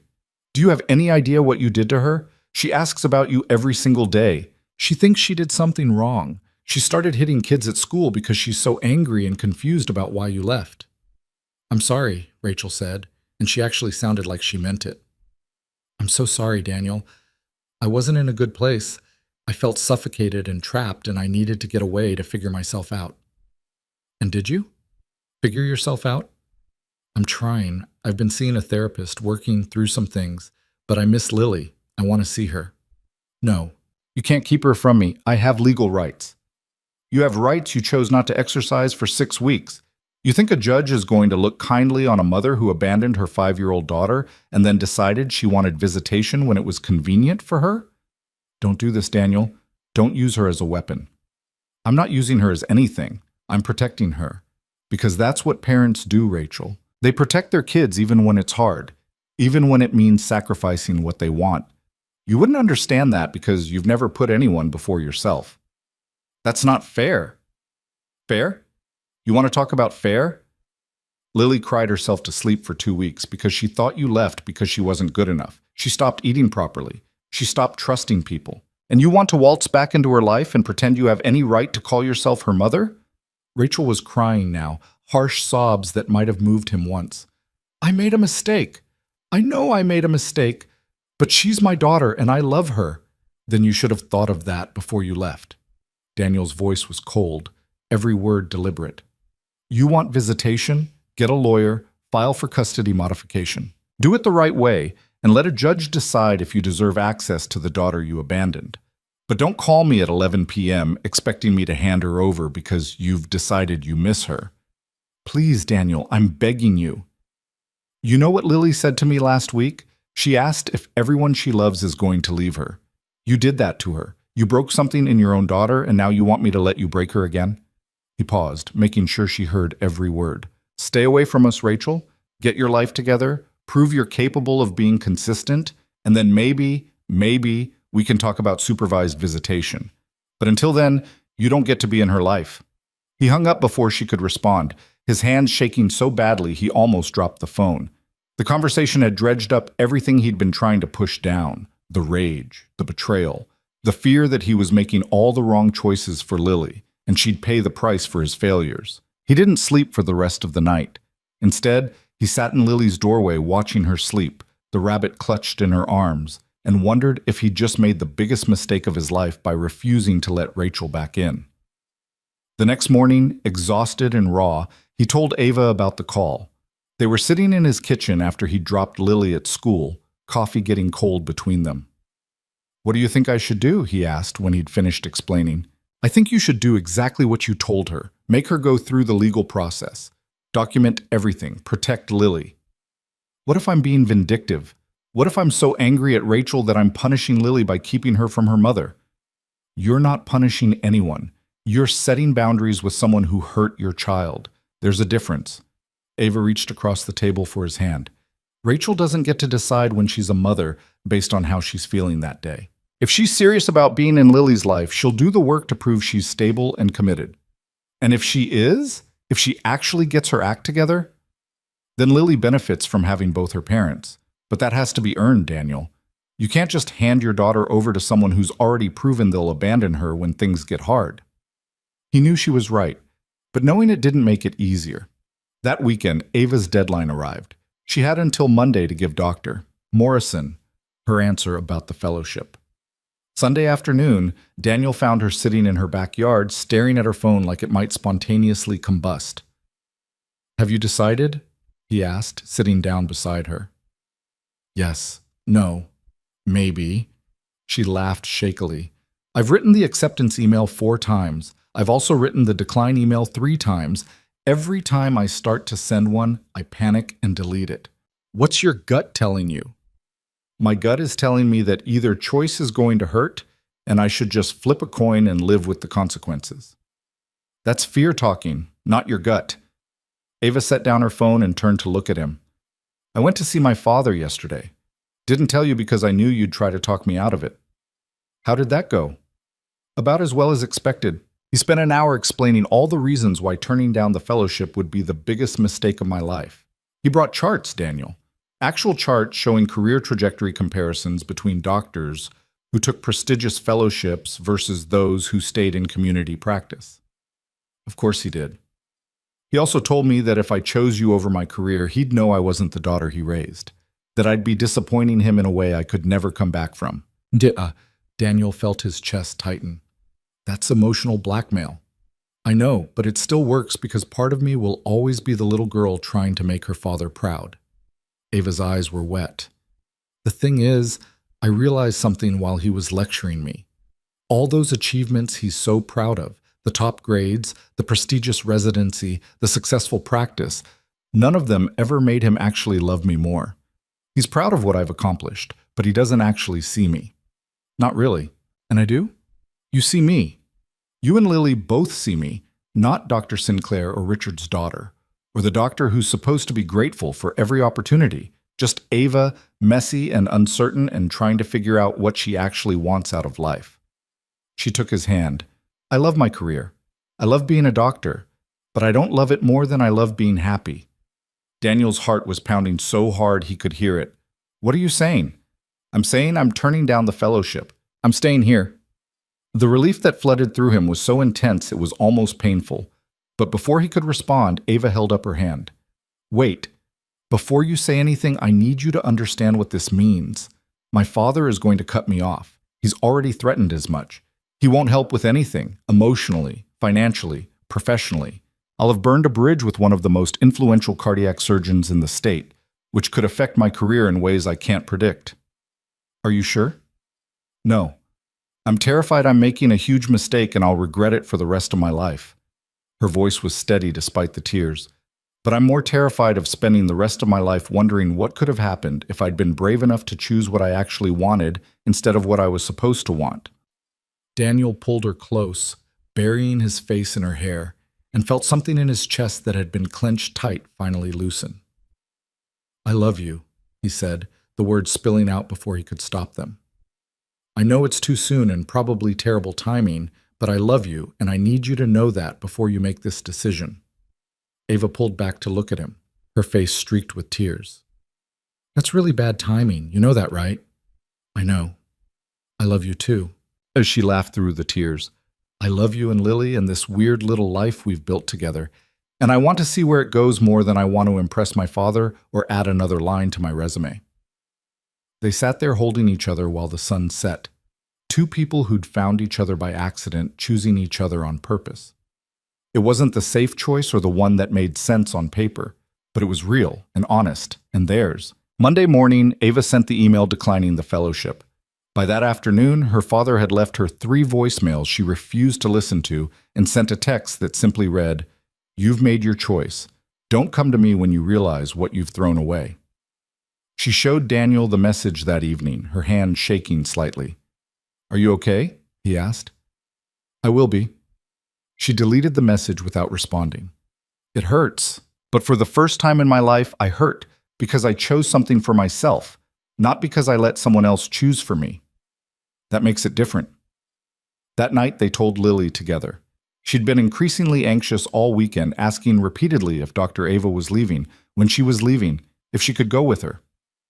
When they sat her down and explained that Ava wasn't going anywhere, Lily burst into tears. "Really?" she asked, looking between them. "You promise?" "I promise," Ava said, pulling her into a hug. "I'm staying right here." Lily held on like she was afraid Ava might disappear if she let go. You're not going to leave like Mommy? No, sweet girl, I'm not going anywhere. And for the first time since Rachel had walked out, Daniel saw something in his daughter's face that looked like hope. The weeks that followed felt like learning to breathe in a new rhythm. Ava moved through their lives with increasing permanence, her toothbrush appearing in Daniel's bathroom, her coffee mug claiming a spot in his cabinet, her laughter filling spaces that had been silent for too long. Lily bloomed under the attention, her nightmares becoming less frequent, her questions about her mother tapering off into acceptance that some people left and others stayed and you couldn't control which was which. But the choice Ava had made cast a shadow. Neither of them talked about. Daniel would catch her staring at her phone sometimes, her expression distant, and he knew she was thinking about Hartford, about Dr. Morrison, about the future she'd walked away from. He wanted to ask if she regretted it, but he was terrified of the answer. 3 weeks after Ava declined the fellowship, Rachel's lawyer called. Daniel was at work, reviewing blueprints for a residential project, when his phone rang with a number he didn't recognize. Mr. Hayes, this is Jennifer Walsh with Walsh & Associates. I'm representing Rachel Hayes in her petition for custody modification and visitation rights. Daniel's stomach dropped. She actually filed. She did. We're requesting supervised visitation to start, with the goal of working toward joint custody. You'll be receiving the official papers within the next few days, but I wanted to reach out directly first to see if we could work something out without making this adversarial. Adversarial? She abandoned our daughter for 6 weeks and now wants joint custody. How is that not adversarial? I understand you're angry, Mr. Hayes, but the courts generally favor maintaining relationships with both parents when possible. Miss Hayes has been in therapy, she's stable, and she genuinely wants to be part of Lily's life. She had 6 weeks to be part of Lily's life. She chose not to be. People make mistakes. The question is whether we're going to punish a child by keeping her from her mother because of those mistakes. Jennifer's voice was professionally sympathetic. I'm asking you to consider mediation. It would be faster, cheaper, and less traumatic for everyone involved than a custody battle. Daniel wanted to refuse to tell Jennifer that Rachel didn't deserve mediation or consideration or anything except exactly what she'd given Lily, silence and absence. But he thought about Lily asking if everyone she loved was going to leave, and he knew that refusing to even try would make him the villain in his daughter's story eventually. Fine, set up the mediation, but I'm bringing my own lawyer. Of course. I'll have my assistant reach out to coordinate schedules. That night, Daniel told Ava about the call while Lily was upstairs playing. They were sitting in the kitchen, the dinner dishes still on the table because neither of them had the energy to move. How do you feel about it? Ava asked carefully. Like I want to hire the most vicious lawyer I can find and make sure Rachel never sees Lily again. He ran his hands through his hair. But that's my anger talking. Rationally, I know Lily deserves the chance to have a relationship with her mother if Rachel's actually gotten her act together. There's a big if in that sentence. Yeah. And if she hasn't, if this is just another impulse that she'll abandon the moment it gets hard, I'm not subjecting Lily to that. He looked at Ava. Is it wrong that I don't want her back in our lives? That I've gotten used to it being the three of us, and I don't want to make room for Rachel? It's human. She hurt you and she hurt Lily. Of course you don't want to let her back in. Ava reached across the table for his hand. But this isn't about what you want or what Rachel wants. It's about what's best for Lily. And if having supervised visitation with her mother is best for her, then you have to find a way to be okay with that. I know, doesn't make it easier. Nothing about this is easy, but you'll figure it out because you always do. The mediation was scheduled for 2 weeks later. Daniel hired a lawyer named Marcus Chen, a family law specialist who came highly recommended and cost more per hour than Daniel made in a day. Their first meeting was in Marcus's office downtown, a sleek space that screamed expensive and competent in equal measure. Let's start with what you want out of this, Marcus said, pulling out a legal pad. Best case scenario, what does custody look like? Best case scenario, Rachel realizes she's not capable of being a consistent parent and walks away voluntarily. That's not going to happen. What's your realistic best case? Daniel forced himself to think past the anger. Supervised visitation. Maybe every other weekend. With the understanding that if she misses visits or proves unreliable, we revisit the arrangement. And you're prepared for her to ask for more? Overnights, school pickups, holidays? She abandoned Lily for 6 weeks. She doesn't get to ask for anything. Legally, she gets to ask for whatever she wants. Whether she gets it is another matter. Marcus leaned back in his chair. Here's what you need to understand, Daniel. Family courts are biased toward maintaining parental relationships. Unless you can prove Rachel is unfit or dangerous, they're going to push for some kind of custody arrangement. Your job is to make sure that arrangement protects Lily first and accommodates Rachel second. How do I prove she's unfit when her unfitness is just that she left? She didn't abuse Lily. She didn't neglect her in any way that leaves marks. She just walked away. Abandonment is neglect. We document the 6 weeks of no contact. We bring in Lily's therapist to testify about the emotional impact. We establish a pattern of instability. It won't get Rachel's rights terminated, but it will limit what the court is willing to grant her. Lily doesn't have a therapist. Marcus looked at him over his glasses. She does now. Get her into therapy this week. Document everything. The nightmares, the behavioral issues at school, the questions about why her mother left. The more evidence we have of harm, the stronger your position. Daniel left the meeting feeling like he needed a shower. He understood the legal strategy, understood that protecting Lily meant documenting her pain in clinical detail, but it felt grotesque to weaponize his daughter's trauma. That evening, he talked to Lily about seeing a therapist. She was in her room, playing with the stuffed animals that Ava had helped her organize into a hospital, complete with tissue box beds and crayon charts. "Lily, can we talk for a minute?" She looked up from where she was carefully arranging the rabbit in his bed. "Did I do something wrong?" "No, sweet girl, you didn't do anything wrong, but I think it might help to talk to someone about how you've been feeling since Mommy left." Her face closed off immediately. "I don't want to talk about Mommy."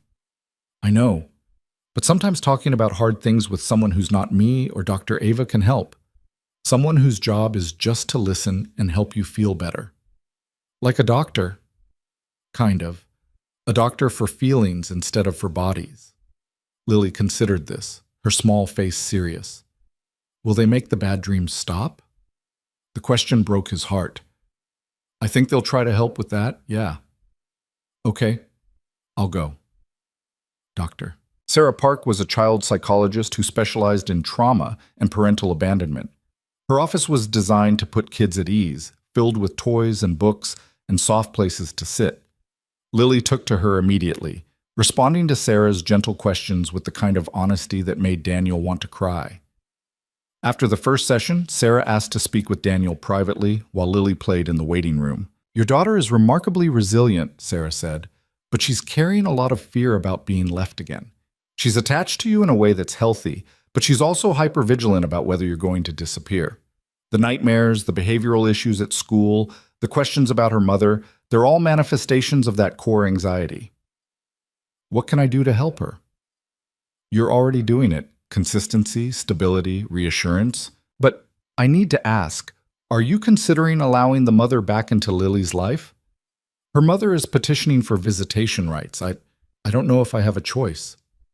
Sarah was quiet for a moment. "Professionally, I can't tell you whether to allow visitation or not. That's a legal and personal decision. But I can tell you that if it happens, it needs to be on Lily's timeline, not the mother's. Supervised visits in a neutral location, brief at first, with the understanding that if Lily shows signs of distress, you have the right to pause the arrangement. And if Rachel fights that, then you bring me in to testify. I'll advocate for what's best for Lily, regardless of what the adults want." The mediation took place in a conference room that felt designed to drain all emotion from the proceedings. Neutral walls, a long table, uncomfortable chairs that discouraged anyone from staying longer than necessary. Rachel sat across from Daniel with her lawyer, and seeing her in person after 2 months felt surreal. She looked different. Thinner, with her hair cut shorter than she used to wear it, dressed in the kind of professional clothes she'd stopped wearing years ago. She wouldn't meet his eyes, keeping her gaze fixed on the table like she was afraid of what she'd see if she looked at him. The mediator, a woman named Patricia, who had the patient demeanor of someone who'd sat through 1,000 of these meetings, opened the session with ground rules and expectations. "We're here to determine what's in the best interest of the child, Lily Hayes. Ms. Hayes is requesting supervised visitation with the goal of working toward joint custody. Mr. Hayes has concerns about the stability of that arrangement given the recent separation." Let's start by hearing from each of you about what you're hoping to achieve today. Rachel's lawyer went first, painting a picture of a mother who'd experienced a mental health crisis, sought help, and was now ready to rebuild her relationship with her daughter. It was a compelling narrative, carefully constructed to minimize Rachel's choices and emphasize her illness. When it was Daniel's turn, Marcus laid out the timeline methodically. 6 weeks of zero contact, the note Rachel had left, the changed number, the blocked accounts, the complete absence of any explanation or attempt to check on Lily's well-being. The nightmares, the school suspension, the emotional damage that was documented by Dr. Park. Rachel started crying halfway through Marcus's presentation. Daniel watched her dab at her eyes with a tissue and felt nothing. Whatever sympathy he might have had for her had burned out during the nights he'd held Lily while she sobbed, asking what she'd done wrong. "I made a mistake," Rachel said when Marcus finished. "I know I made a terrible mistake, but I was drowning and I didn't know what else to do. I felt like I was disappearing, like every day I was becoming less of a person and more of just Lily's mother and Daniel's wife, and I couldn't breathe." "So you left your 5-year-old daughter to figure out how to breathe again?" Daniel's voice was cold. You couldn't call a therapist or talk to your husband or find literally any other solution that didn't involve abandoning your child? "Daniel," Patricia said gently, "let's try to stay constructive." "Constructive?" "She destroyed our daughter's sense of security and now wants me to be constructive about letting her do it again." Rachel looked at him finally, her face streaked with tears. "I know you hate me. I know I don't deserve your forgiveness or Lily's. But she's my daughter, and I love her, and I want a chance to prove I can be the mother she deserves." "You had that chance. You had 5 years of chances, and you walked away from all of them. I'm not asking you to trust me. I'm asking you to let me see my daughter under whatever conditions you think are appropriate. Supervised visits, public places, whatever makes you comfortable. I just want to be part of her life." The mediation lasted 4 hours. By the end, Daniel's head was pounding and his patience was gone. They'd agreed to a trial period of supervised visitation, 1 hour every other week in a neutral location with a court-approved supervisor present. Rachel would have no contact with Lily outside of these scheduled visits. If she missed more than one visit or showed signs of instability, the arrangement would be reevaluated. It was less than Rachel wanted and more than Daniel wanted to give, which, Patricia explained, meant it was probably fair. "How do I tell Lily?" Daniel asked Marcus after Rachel and her lawyer had left. "How do I explain that her mother wants to see her now after abandoning her?" "You tell her the truth in age-appropriate language. Her mother was sick, she's getting help, and she wants to spend some time with Lily to try to rebuild their relationship." Marcus packed up his briefcase. "And you emphasize that Lily gets to decide how she feels about it. She doesn't have to be happy or excited. She just has to give it a try." That night, Daniel sat Lily down in her room after dinner. Ava had offered to stay, but he'd asked her to give them privacy. This was something he needed to do alone. "Sweet girl, I need to talk to you about Mommy." Lily's face immediately became guarded. "Is she dead?" "No, baby, she's not dead. She's been sick, but she's getting better, and she wants to see you." "I don't want to see her." The response was so immediate and certain that Daniel had to take a breath. "Can I ask why?" "Because she left me. She didn't say goodbye or tell me where she was going or call me. I don't want to see someone who doesn't want me." "Lily, Mommy does want you. She made some very bad choices because she was sick and confused, but she loves you." "If she loves me, why did she leave?" Daniel pulled his daughter onto his lap, holding her close. "Sometimes people we love make mistakes, big mistakes that hurt us. And we get to be angry about that and sad about it. But sometimes those people get help and try to fix what they broke. Mommy wants to try to fix what she broke. What if I don't want her to fix it? What if I want her to stay gone? Then that's okay too. But I'm asking you to try, just once, to see her. If you hate it, if it makes you sad or scared, you never have to do it again. But I think maybe you deserve the chance to tell her how you feel about what she did." Lily was quiet for a long time, her small body tense in his arms. Finally, she said, "Will you be there?" "I'll be right outside, the whole time. And the second you want to leave, we leave." "Okay, I'll try once." The first visit was scheduled for Saturday afternoon at a park halfway between Daniel's house and wherever Rachel was living now. The supervisor was a woman named Linda who specialized in family reunification cases, and she met them at the parking lot with a warm smile that didn't quite hide her professional assessment of the situation. "You must be Lily," Linda said, crouching down to the girl's level. "I'm going to be here while you spend some time with your mom. If you need anything or want to stop at any time, you just let me know, okay?" Lily nodded, her hand tight in Daniel's. She'd been quiet all morning, refusing breakfast and asking repeatedly if she really had to go. Rachel was already at the designated picnic table, her hands twisted together in her lap. When she saw Lily, her face crumpled, but she held it together. "Hi, baby girl," she said, her voice shaking. Lily didn't respond, just pressed closer to Daniel's leg. "I'm going to be right over there," Daniel said, pointing to a bench about 50 feet away. "You can see me the whole time. If you need me, just wave and I'll come get you." "Don't leave," Lily whispered. "I'm not leaving. I'm just giving you and Mommy some space to talk." It took another 5 minutes of gentle coaxing before Lily finally let go of Daniel's hand and walked over to the picnic table. She sat down on the bench across from Rachel, her posture rigid, and Daniel forced himself to walk to the designated waiting area, even though every instinct screamed at him to stay within arm's reach. Ava had come with them, parking her car nearby for moral support. She appeared beside him now, slipping her hand into his. "How's she doing?" Ava asked quietly. Terrified, angry, confused, Daniel couldn't take his eyes off Lily's small figure across the park. "This was a mistake. I should have fought harder to keep Rachel away." "You gave Lily the choice. That's not a mistake." They watched as Rachel tried to talk to Lily, her gestures animated but careful. Lily sat frozen, occasionally nodding or shaking her head, but clearly not engaging. After 20 minutes, she stood up abruptly and started walking toward Daniel. He met her halfway, crouching down as she crashed into him. "I want to go home," she said against his shoulder. "Okay, we're going home." Rachel had stood up from the picnic table, her face stricken. "Lily, please." "She's done," Daniel said, his voice hard. "The visit is over. We still have 40 minutes. I don't care what the agreement says. She's done." Linda intervened smoothly, stepping between them. "It's fine. First visits are often overwhelming. We'll try again in 2 weeks."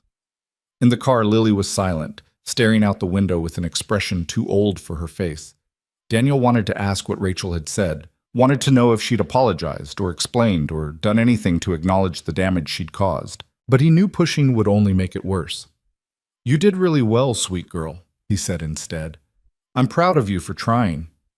"She said she missed me," Lily said quietly. "She said she thought about me every day and she's so sorry for leaving." "What did you say?" "I asked her why she didn't call if she thought about me every day. She said she was too scared." Lily's voice was matter of fact, but Daniel could hear the hurt underneath. "I told her I was scared too, and I'm 5 and I didn't run away." Daniel's throat tightened. That was very brave to tell her that. "She cried a lot." "I didn't cry at all." Lily finally looked at him. "Does that make me mean?" "No, baby, that makes you honest. You get to feel however you feel about this. If you're angry, you're angry. If you're sad, you're sad. And if you don't feel anything at all, that's okay too." That night, after Lily finally fell asleep, Daniel found Ava in the kitchen making tea. She handed him a cup without asking if he wanted it, and they stood together in silence for a long moment. "She asked Rachel why she didn't call if she missed her so much," Daniel said finally. "My 5-year-old daughter had more emotional clarity than her mother." Kids usually do. They haven't learned to lie to themselves yet. I wanted Rachel to have some magic explanation that would make it all make sense. Some reason that would help Lily understand that it wasn't about her. He set down his tea, his hands shaking. But there isn't one. Rachel left because she wanted to, and she didn't call because she didn't want to deal with the consequences. And now Lily has to live with that knowledge for the rest of her life. Lily also has you and me, and a whole future of people who are going to show her that she's worth staying for. Ava moved closer, wrapping her arms around him. "Rachel gets supervised visits twice a month. You get everything else. Don't let her take up more space in your head than she deserves." He held on to her, breathing in the familiar scent of her shampoo, and tried to believe it. The second visit went slightly better. Lily lasted 45 minutes before asking to leave, and this time she actually spoke to Rachel instead of just sitting in silence. The third visit, Lily brought her rabbit and told Rachel about school and Dr. Ava and the stuffed animal hospital. Rachel listened with the kind of desperate attention of someone trying to memorize every detail, and when the hour ended, Lily gave her an awkward hug before running back to Daniel. "Progress?" Linda said encouragingly. "She's opening up." But Daniel saw the way Lily was careful around Rachel, the way she kept emotional distance even while sharing surface details of her life. She was being polite, going through the motions of having a mother because that's what was expected of her. But the trust Rachel had shattered wasn't coming back. 2 months into the supervised visits, Rachel petitioned for overnight visitation. Daniel's immediate response was no, absolutely not, over his dead body. But Marcus convinced him to hear her out. "She's been consistent with the visits," Marcus said during their consultation. "She hasn't missed one. She's continued therapy. The supervisor's reports are all positive. The court is going to see that as evidence of stability. 2 months of showing up doesn't undo 6 weeks of abandonment." "I agree. But we need to pick our battles. If we fight every single request, we look unreasonable. Let her ask for overnights, and then we negotiate conditions. Maybe we start with a dinner visit that runs late, then a sleepover at your house where you're present, then eventually a night at her place if and only if Lily's comfortable. And if Lily's not comfortable, then we document that and push back. But we have to give her the opportunity to try." The conversation with Lily about overnight visits was harder than the first conversation about seeing Rachel at all. "She wants you to have dinner with her at her apartment," Daniel explained. "Just dinner, and then I'd pick you up afterward. What do you think about that?" Lily's face was uncertain. "Will Dr. Ava come?" "Dr. Ava and I would both wait outside, but this would be just you and Mommy." "What if I don't like it?" "Then we leave immediately and we don't do it again." "What if she tries to keep me there?" The question revealed the depth of Lily's fear, the knowledge that her mother had already proven she was capable of leaving. The logical extension was that she might also be capable of taking. "That won't happen," Daniel said firmly. "But if you're worried about it, we can talk to Mommy together before the visit and make sure she understands the rules." They ended up doing exactly that. The following Saturday, before the regular visit, Daniel sat down with Rachel while Linda supervised and Lily played nearby but within earshot. "Lily is worried about going to your apartment," Daniel said without preamble. "She's worried you might not let her leave." Rachel's face crumpled. "I would never. You left her without warning. From her perspective, you're capable of anything." His voice was harsh but necessary. "If you want her to trust you enough to come to your home, you need to give her something more than promises. You need to show her that she's in control." "What do you want me to do?" "I want you to tell her, directly, that she can leave whenever she wants. That if she's uncomfortable or scared or just doesn't want to be there, all she has to do is say so and I'll come get her immediately. No questions, no guilt, no trying to convince her to stay." Rachel looked over at Lily, who was pretending to focus on her rabbit, but clearly listening to every word. "Lily, can you come here for a minute?" Lily walked over slowly, her rabbit clutched tight. "Baby, I know I scared you when I left," Rachel said, her voice shaking. "I know I broke your trust and I'm going to spend a very long time trying to earn it back. But I need you to know that if you come to my apartment for dinner, it's because you want to, not because you have to. And the second you want to leave, for any reason at all, you just tell me and Daddy will come get you, okay?" "Promise?" Lily's voice was small. "I promise. Cross my heart." Rachel made the same gesture Daniel had made months ago, and seeing it made his chest tight with complicated emotions. Lily considered this, her small face serious. "Can I bring my rabbit?" "You can bring whatever makes you feel safe." The dinner visit was scheduled for the following week. Rachel had moved into a small apartment across town, a generic one-bedroom that looked like she'd barely unpacked. There were a few photos on the mantel, one of Lily as a baby, one from their wedding, one of Rachel with her mother who'd passed away years ago. But otherwise, the space was impersonal, temporary, like she hadn't decided yet if she was staying.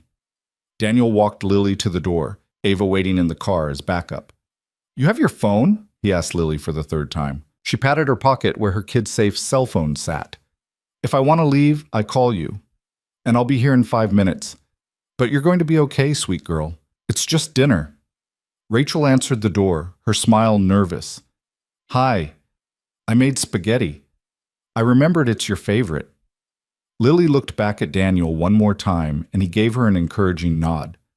Then she walked inside, the door closing behind her, and Daniel felt like his heart was being ripped out. He and Ava sat in the car outside Rachel's apartment for the next 2 hours. They tried to make conversation, tried to distract themselves, but Daniel's attention never left the building entrance. When his phone rang at the 90-minute mark, he answered before the first ring finished. "Daddy, can you come get me now?" Lily's voice was calm, not panicked, but definite. "On my way." He was at Rachel's door in 30 seconds. When Rachel opened it, Lily was standing behind her with her jacket already on, the rabbit in her arms. "Everything okay?" Daniel asked, searching his daughter's face for signs of distress. "Everything's fine," Lily said. "I'm just ready to go home." In the car, she was quiet until they were almost back to their neighborhood. Then she said, "Mommy's apartment is sad." "What do you mean, sweet girl?" "It doesn't look like anyone lives there. There's no toys or colors or anything that makes it feel like home. It just feels sad and lonely." Ava spoke from the front seat. "Did dinner go okay?" "The spaghetti was good. Mommy asked a lot of questions about school and my friends and Dr. Ava. She cried again when I told her about the stuffed animal hospital." Lily paused. "I think she misses us, but I don't know if I miss her." "That's okay," Daniel said. "You don't have to miss someone just because they miss you." I feel bad, though. Like, I'm being mean by not missing her." "You're not being mean. You're being honest, and that's more important than being nice." Over the next few months, the visits continued in their careful, measured way.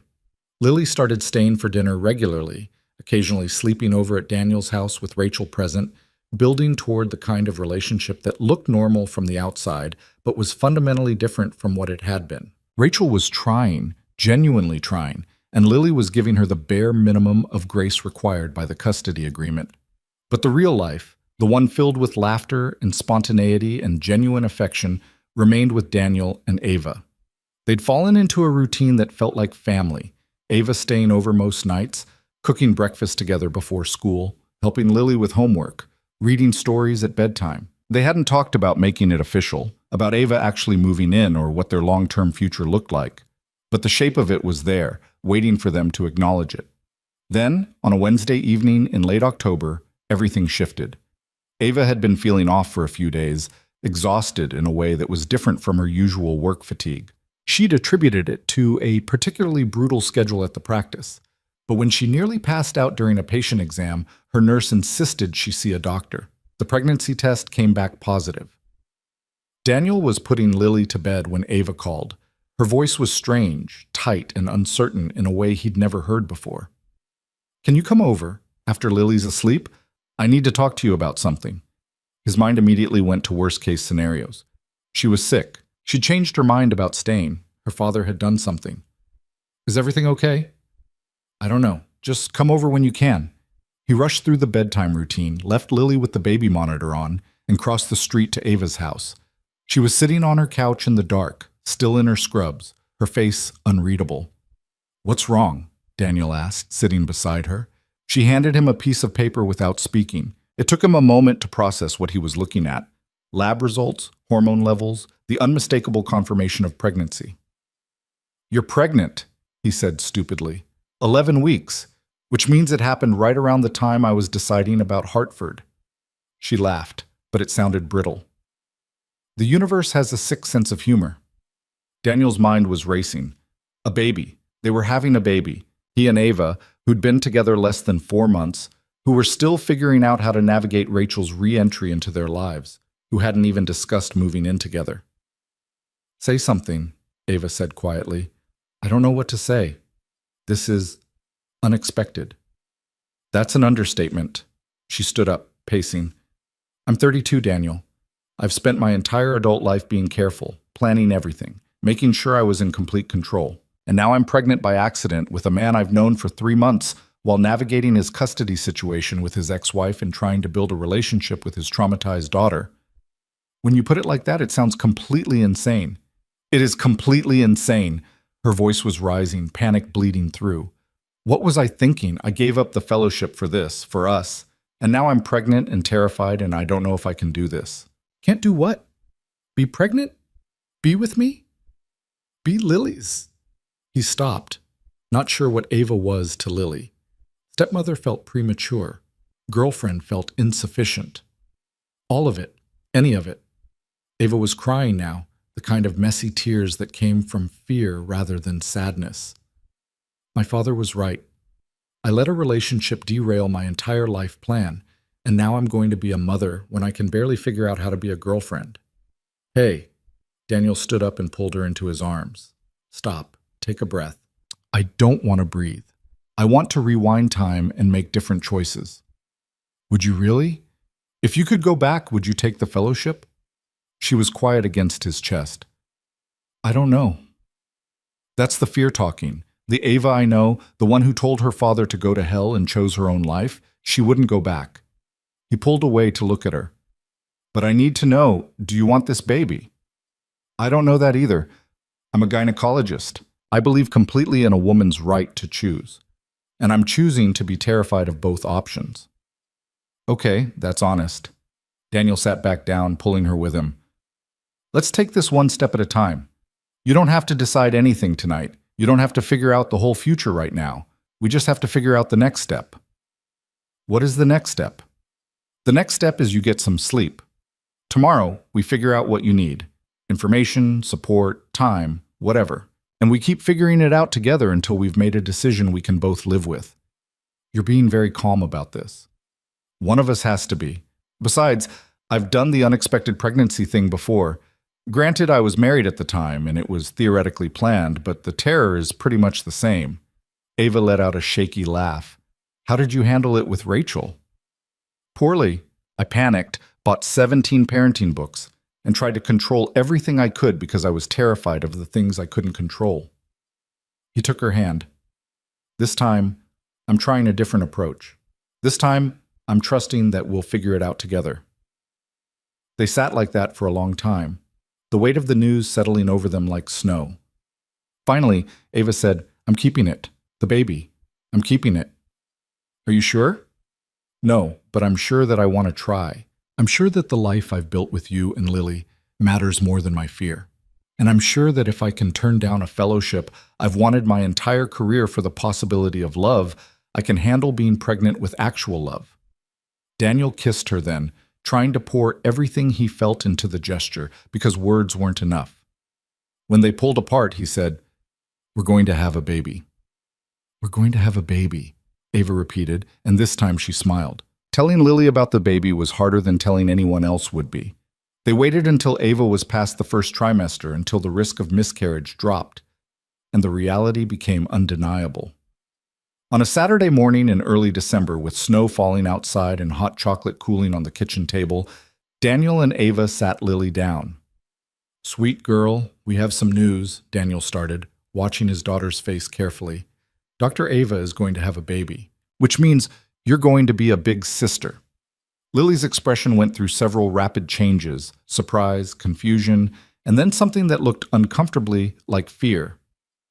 Is the baby going to live here? Eventually, yes. Dr. Ava and the baby will move in with us. What about Mommy? Does she know? Daniel hadn't even thought about Rachel's reaction. We'll tell her, but this doesn't change anything about your time with her. Lily was quiet, her small hands wrapped around her mug. Finally, she said, What if you love the baby more than me? The question gutted him. Daniel pulled her onto his lap, holding her tight. That's never going to happen. You're my daughter, Lily. Nothing and nobody will ever change that or make me love you less. This baby is going to be lucky to have you as a big sister. But you and Dr. Ava made the baby together. You didn't make me with her. Ava spoke for the first time, her voice gentle. Lily, can I tell you something? I didn't give birth to you, that's true. But families aren't just about biology. They're about who shows up and who stays and who chooses to love you. I chose you before I even knew about this baby. That doesn't change just because there's going to be another little person around. Promise? I promise. Cross my heart. Ava made the gesture, the same one Rachel and Daniel had both used, and Lily seemed to relax slightly. Can I help pick out baby stuff? Lily asked tentatively. You can help pick out everything, Ava said. We're going to need your expertise on what babies like. Over the next few weeks, Lily warmed to the idea with the resilience of children who'd learned to adapt to impossible situations. She started drawing pictures of the baby, asking questions about what it would look like, and whether it would be a boy or girl, planning elaborate scenarios where she taught the baby everything she knew. But Rachel's reaction was exactly as catastrophic as Daniel had feared. He'd called her to arrange a meeting, thinking it would be better to tell her in person than let her find out through Lily. They met at a coffee shop, neutral territory, and Daniel had barely finished explaining before Rachel's face went white. "You got her pregnant." It wasn't a question, just a flat statement of betrayal. "Rachel, you left. You don't get to have an opinion about my relationship." "It's been less than 6 months since I moved out." 6 months, and you're already playing happy family with someone else while I'm fighting for scraps of time with my own daughter. You're fighting for time because you abandoned her. That's on you, not me. Rachel's hands were shaking around her coffee cup. Does Lily know? Have you told her that she's being replaced? Nobody's replacing her. She's going to be a big sister. That's completely different. Is it? Because from where I'm sitting, you've built a whole new family with your doctor girlfriend, and Lily's just supposed to accept that her father has moved on. Daniel leaned forward, his voice low and hard. I didn't move on, Rachel. I picked up the pieces of the life you shattered, and I built something new. And yeah, Ava is part of that. So is this baby. But Lily has never been and will never be replaced. She's the center of everything I do. And what am I supposed to tell her when she asks why her father chose to have another baby with someone who's not her mother? You tell her the truth, that people's lives change, that adults make choices, and that those choices don't diminish how much I love her. He stood up. I didn't come here to get your permission or your blessing. I came here as a courtesy because you're Lily's mother. But don't mistake that courtesy for weakness. I will protect my family, and if you try to use this baby as leverage to make Lily feel insecure or unwanted, I will shut down visitation so fast your head will spin. He left before she could respond, his heart pounding with rage and adrenaline.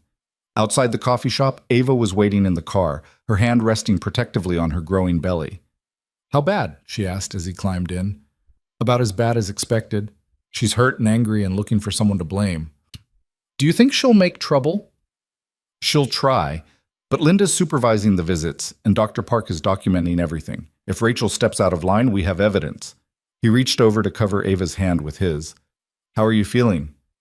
Pregnant, terrified, and irrationally angry at my own body for making me nauseous at the smell of coffee. She smiled weakly. So, the usual. As Ava's pregnancy progressed, the reality of their situation became increasingly impossible to ignore.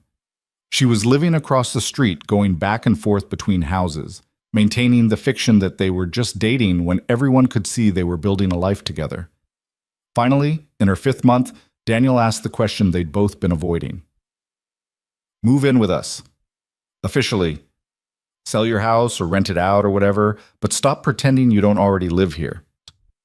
They were in his kitchen. Their kitchen, really, since Ava cooked there more than he did, and she looked up from the pregnancy book she'd been reading with surprise. Are you sure? That's a big step. You're having my baby. I think we're past worrying about big steps. He sat down beside her. I want you here. Lily wants you here. And honestly, watching you waddle back and forth across the street every day is getting ridiculous. I don't waddle. You absolutely waddle. It's adorable. She threw a dish towel at him, but she was smiling. Okay, yes, I'll move in, but I'm keeping my house as a rental property because I'm not completely reckless. Fair enough. Ava moved in over the course of a weekend, her belongings blending seamlessly with theirs, like they'd always been meant to share space. Lily helped arrange Ava's medical textbooks on the shelf beside Daniel's architecture books, declaring that they looked like they belonged together. They converted the guest room into a nursery, painting it a soft yellow that worked for either gender since Ava had insisted on keeping the sex a surprise. I spend my entire day knowing things about other people's bodies, she'd explained. I want at least one surprise in my life. Daniel's mother flew in to help with the nursery and to generally fuss over everyone.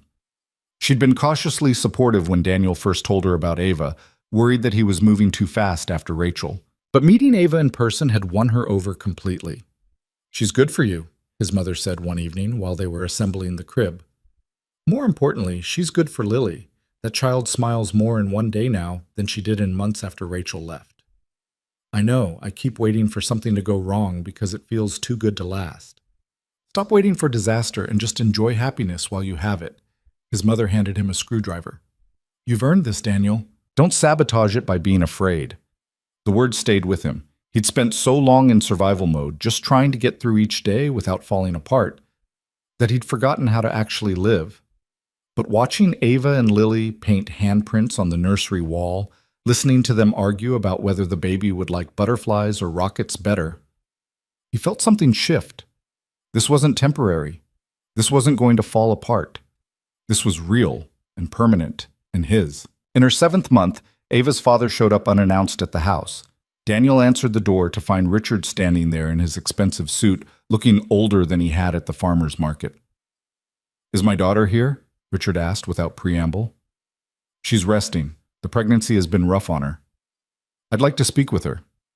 Daniel should have said no, should have protected Ava from whatever manipulation Richard was planning. But something in the older man's face stopped him, a weariness that looked like defeat rather than strategy. Wait here, Daniel said, closing the door in Richard's face without apology.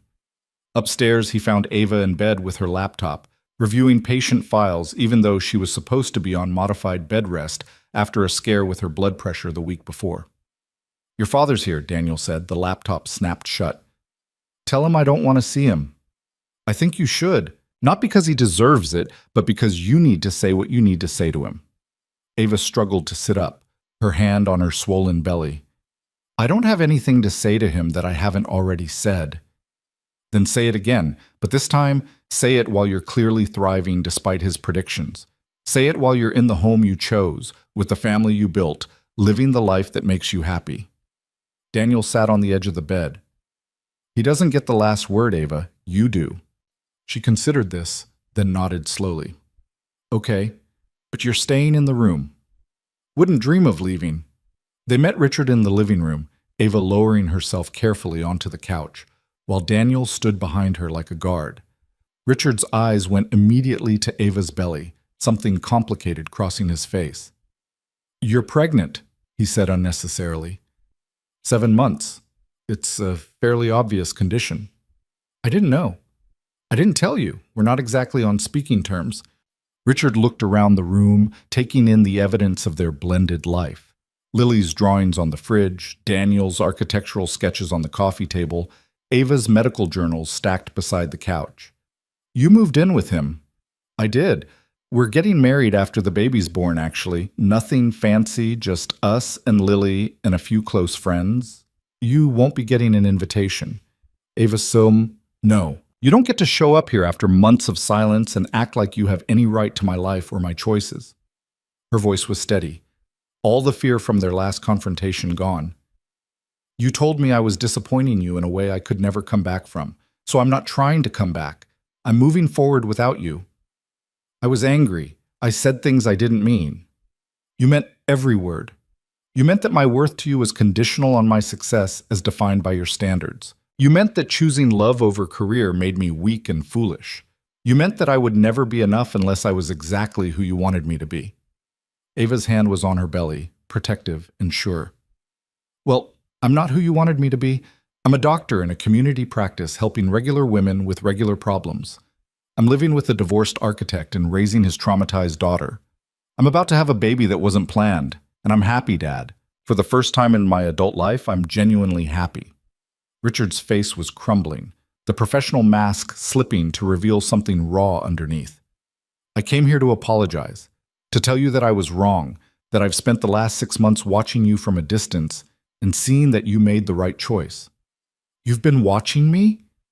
Your colleagues at the practice talk. I hear things. He looked at Daniel for the first time. They say you're a better doctor now than you were before, that you're more patient, more present with your patients, that whatever you found here made you better at your job, not worse. It did, because I'm not working 80 hours a week trying to prove something anymore. I'm working because I love it, and that makes all the difference. I'm proud of you, Richard said, and his voice broke on the words. I should have said that years ago. I should have said it every day instead of pushing you to be more, achieve more, sacrifice more. I'm proud of the doctor you are and the person you've become. And I'm sorry I made you feel like that wasn't enough. Ava was crying now, silent tears streaming down her face. Why now? Why are you saying this now? Because I'm 67 years old and I'm watching my only daughter build a life without me in it. And I finally realized that all the success in the world doesn't mean anything if you're alone. Richard's hands were shaking. Your mother would have known what to say. She would have supported you from the beginning. I failed you by trying to be both parents and ending up being neither. Daniel watched Ava struggle with forgiveness and anger in equal measure. Finally, she said, I don't know if I can have you in my life the way we were before. You hurt me too badly for that. I know. But maybe we could start over, slowly, on your terms. Richard looked at her belly. I'd like to know my grandchild, if you'll let me. I need time to think about what that looks like. Take all the time you need. I'll be here when you're ready. After Richard left, Ava sat in stunned silence for a long moment. Then she turned to Daniel and said, Did that actually happen, or am I having pregnancy-induced hallucinations? It happened. Your father just apologized and asked for a relationship with you. I don't know what to do with that information. You don't have to do anything with it right now. You can just let it exist and figure out later what it means. Daniel sat beside her, pulling her close. But for what it's worth, I think you should consider letting him in. Not all at once, and not without boundaries. But people change, Ava. If they couldn't, you and I would both still be in terrible relationships, making ourselves miserable. She leaned her head on his shoulder, her hand finding his. When did you get so wise? Around the time a beautiful doctor knocked on my door by mistake and decided to stay. The baby came 3 weeks early on a Tuesday morning in late April. Ava's water broke while she was examining a patient, which she later insisted was the most embarrassing professional moment of her career. Daniel got the call while he was in a meeting with Martin, who'd finally stopped looking at him like a liability and started treating him like a valued employee again. Go, Martin said before Daniel could even ask. And congratulations. The labor was long and difficult, Ava's blood pressure spiking dangerously high in the final hours. Daniel held her hand while doctors he didn't know made decisions he didn't understand, and for several terrifying moments, he thought he might lose both of them. But Ava was strong, stronger than anyone had given her credit for, and at 11:47 p.m., their daughter was born. She was tiny and perfect, with Ava's dark eyes and Daniel's nose, and when the nurse placed her in Ava's arms, Daniel watched his partner transform into someone new and ancient all at once. Hi, baby girl, Ava whispered, tears streaming down her exhausted face. We've been waiting for you. They named her Sophie Grace, and she was home before either of them felt ready for the responsibility. Lily, who'd stayed with Daniel's mother during the delivery, came home to find her baby sister sleeping in the bassinet beside the couch. She's so small, Lily whispered, peering at Sophie with wonder. Can I hold her? Daniel helped Lily get situated on the couch, placing pillows around her for support, then carefully transferred Sophie into her big sister's arms. Lily's face transformed, all the worry and fear of the past months melting away as she stared at the baby. Hi, Sophie. I'm your big sister, Lily. I'm going to teach you everything I know. She looked up at Daniel and Ava with shining eyes. She's the best thing ever. She really is, Daniel agreed, his throat tight with emotion. The first few weeks were a blur of sleepless nights and endless feedings, of learning Sophie's cries and patterns, of figuring out how to be parents together. Ava was recovering from the difficult delivery, frustrated by her body's limitations, while Daniel was trying to balance work and home and making sure Lily didn't feel neglected in the chaos of new baby exhaustion. Rachel came to meet Sophie during one of her scheduled visits with Lily. Daniel had debated whether to allow it, but Ava had convinced him that excluding Rachel would only create more drama later. She's beautiful, Rachel said, looking at the baby with an expression Daniel couldn't quite read. She has your eyes, Ava. Thank you, Ava said carefully, holding Sophie close. Rachel turned to Lily, who was coloring at the kitchen table. What do you think of your baby sister? I love her, Lily said simply. She's mine too, you know, not just Daddy and Dr. Ava's. She's my sister and I'm going to take care of her. That's wonderful, baby. I'm so happy for you. But there was something in Rachel's voice that made Daniel tense. After the visit ended and Lily went upstairs to play, Rachel lingered at the door. Can we talk? She asked. Just for a minute? Daniel stepped outside, closing the door behind him. What is it? I've been offered a job. In Portland. It's a good opportunity, better than anything I could get here. Rachel wouldn't meet his eyes. I wanted to tell you before I told Lily. Portland, as in Oregon, as in 1,000 miles away. I know what it means. So you're leaving again. Just when Lily was finally starting to trust you. Rachel's face crumpled. I'm not abandoning her, Daniel. I'll fly back for visits. We can do video calls. I'll be present in whatever way I can. You'll be gone. That's all Lily is going to hear, that her mother is choosing a job over her for the second time. It's not like that. It's exactly like that. You came back, you fought for visitation, you put Lily through months of supervised visits and awkward dinners, and now you're leaving because something better came along. Daniel's voice was hard. Take the job, Rachel.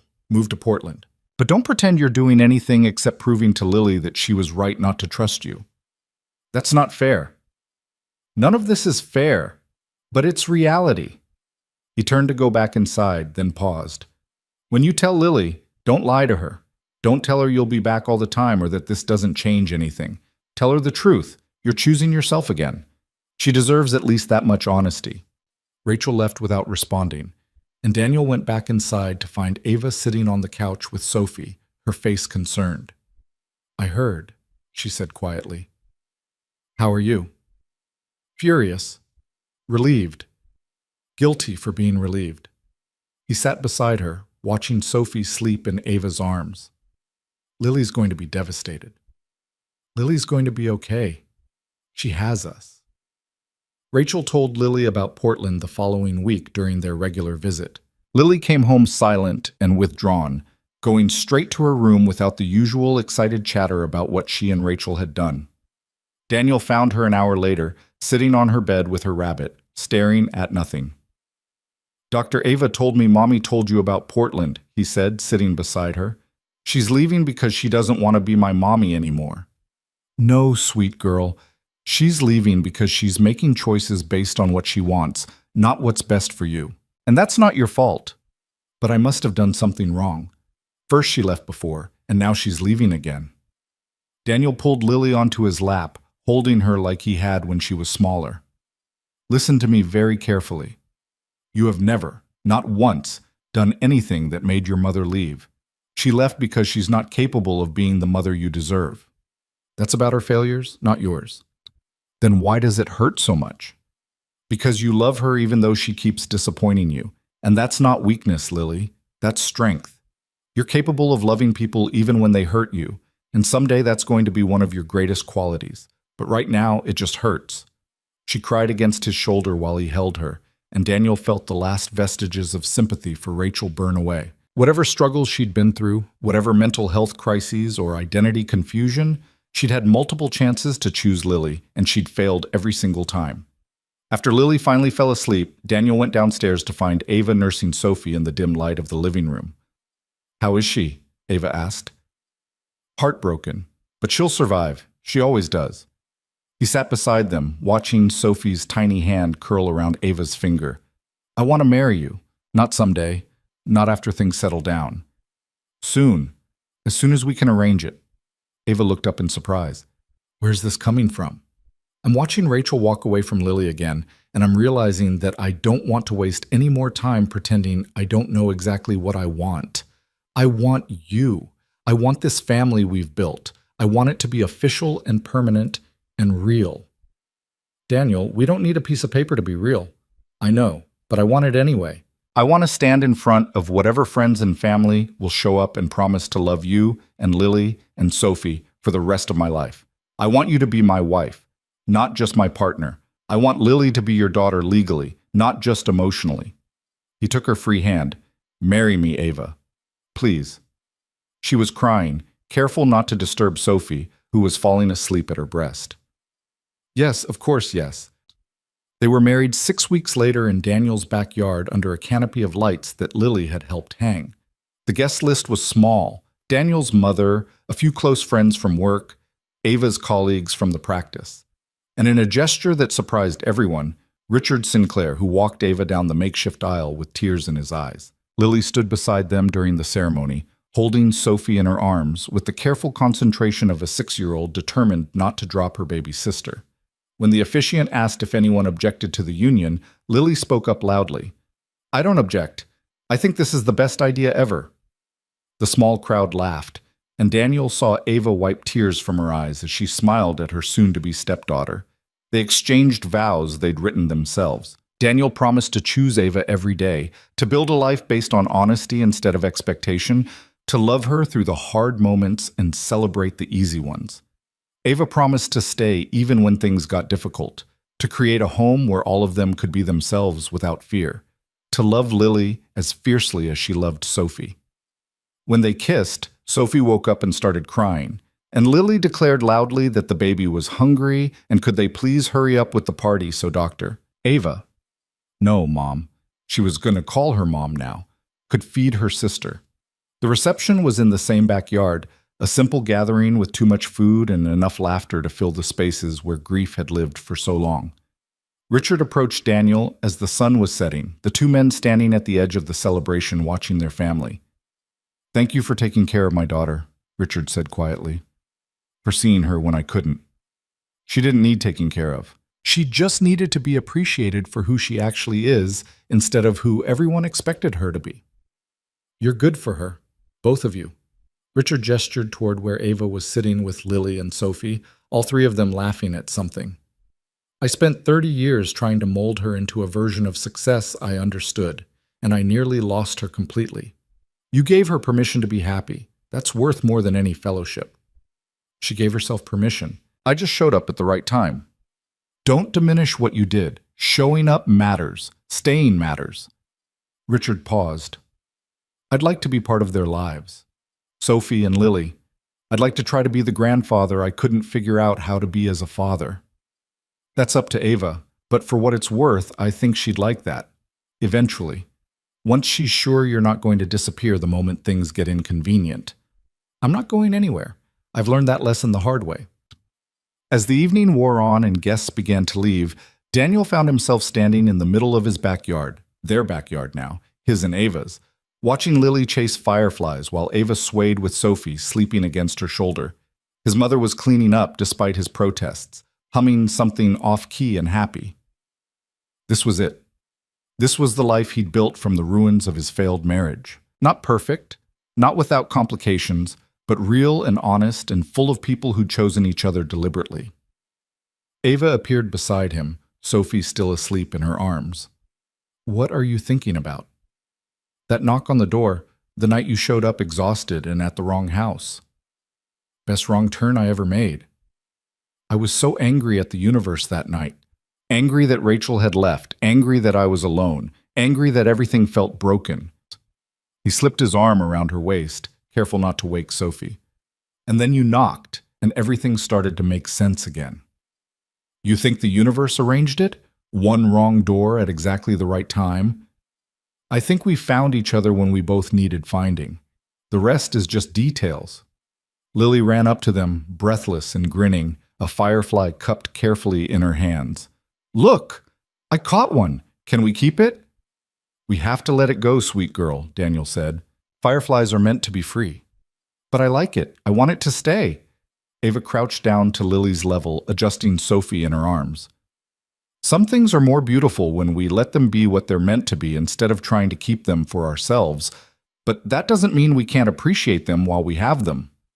Lily considered this with the seriousness she brought to all of Ava's lessons. Then she opened her hands and watched the firefly lift into the darkening sky, its light pulsing as it flew away. "I'm glad you stayed," Lily said, looking up at Ava. "You and Sophie. I'm glad you didn't have to be free somewhere else." "Me too, Lily. Me too." That night, after everyone had gone home and both girls were asleep, Daniel and Ava stood in the nursery watching Sophie sleep in her crib. The room was filled with all the things they'd chosen together, the yellow walls, the mobile Lily had insisted on, the rocking chair where Ava spent countless hours nursing while Daniel read to Lily before bed. "No regrets?" Daniel asked quietly. "About marrying you?" "Not even a little." Ava leaned against him. "About turning down Hartford?" "Sometimes. But then I come home to this, to you and the girls and this life we've built. And I remember that success isn't just about career achievements. It's about being happy with the choices you've made. Are you happy? Deliriously, exhaustingly, completely. She turned to look at him. Are you? I spent so long thinking happiness was something that happened to other people, something I'd had with Rachel before it fell apart, something I'd never find again. He pulled her close. But this is better than what I had before, because we built it together, intentionally, with our eyes open to all the complications and challenges. This isn't happiness that just happened. This is happiness we chose. They stood there in the quiet, listening to Sophie's soft breathing, and Daniel felt the last piece of his broken heart finally heal. Rachel was in Portland now, sending occasional texts to Lily that went mostly unanswered. The divorce had been finalized 3 months ago, official and final and freeing.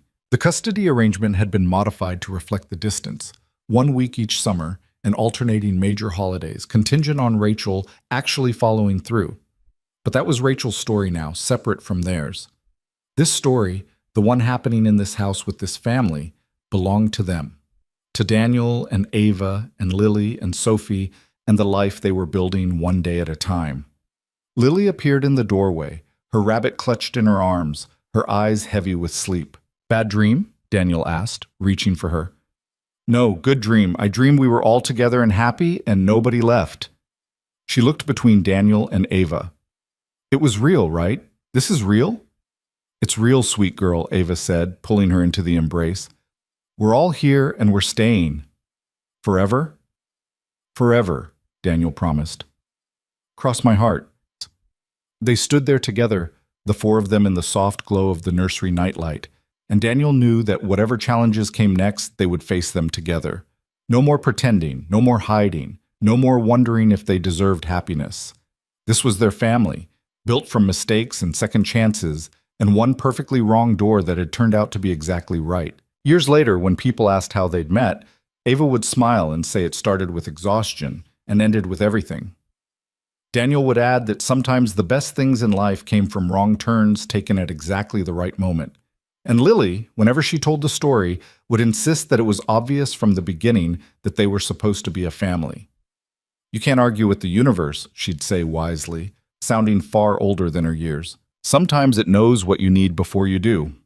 And Sophie, who grew up hearing the story of the wrong door until it became family legend, would touch the spot over her heart where Daniel had taught all of them to make promises and say simply, "We're the lucky ones.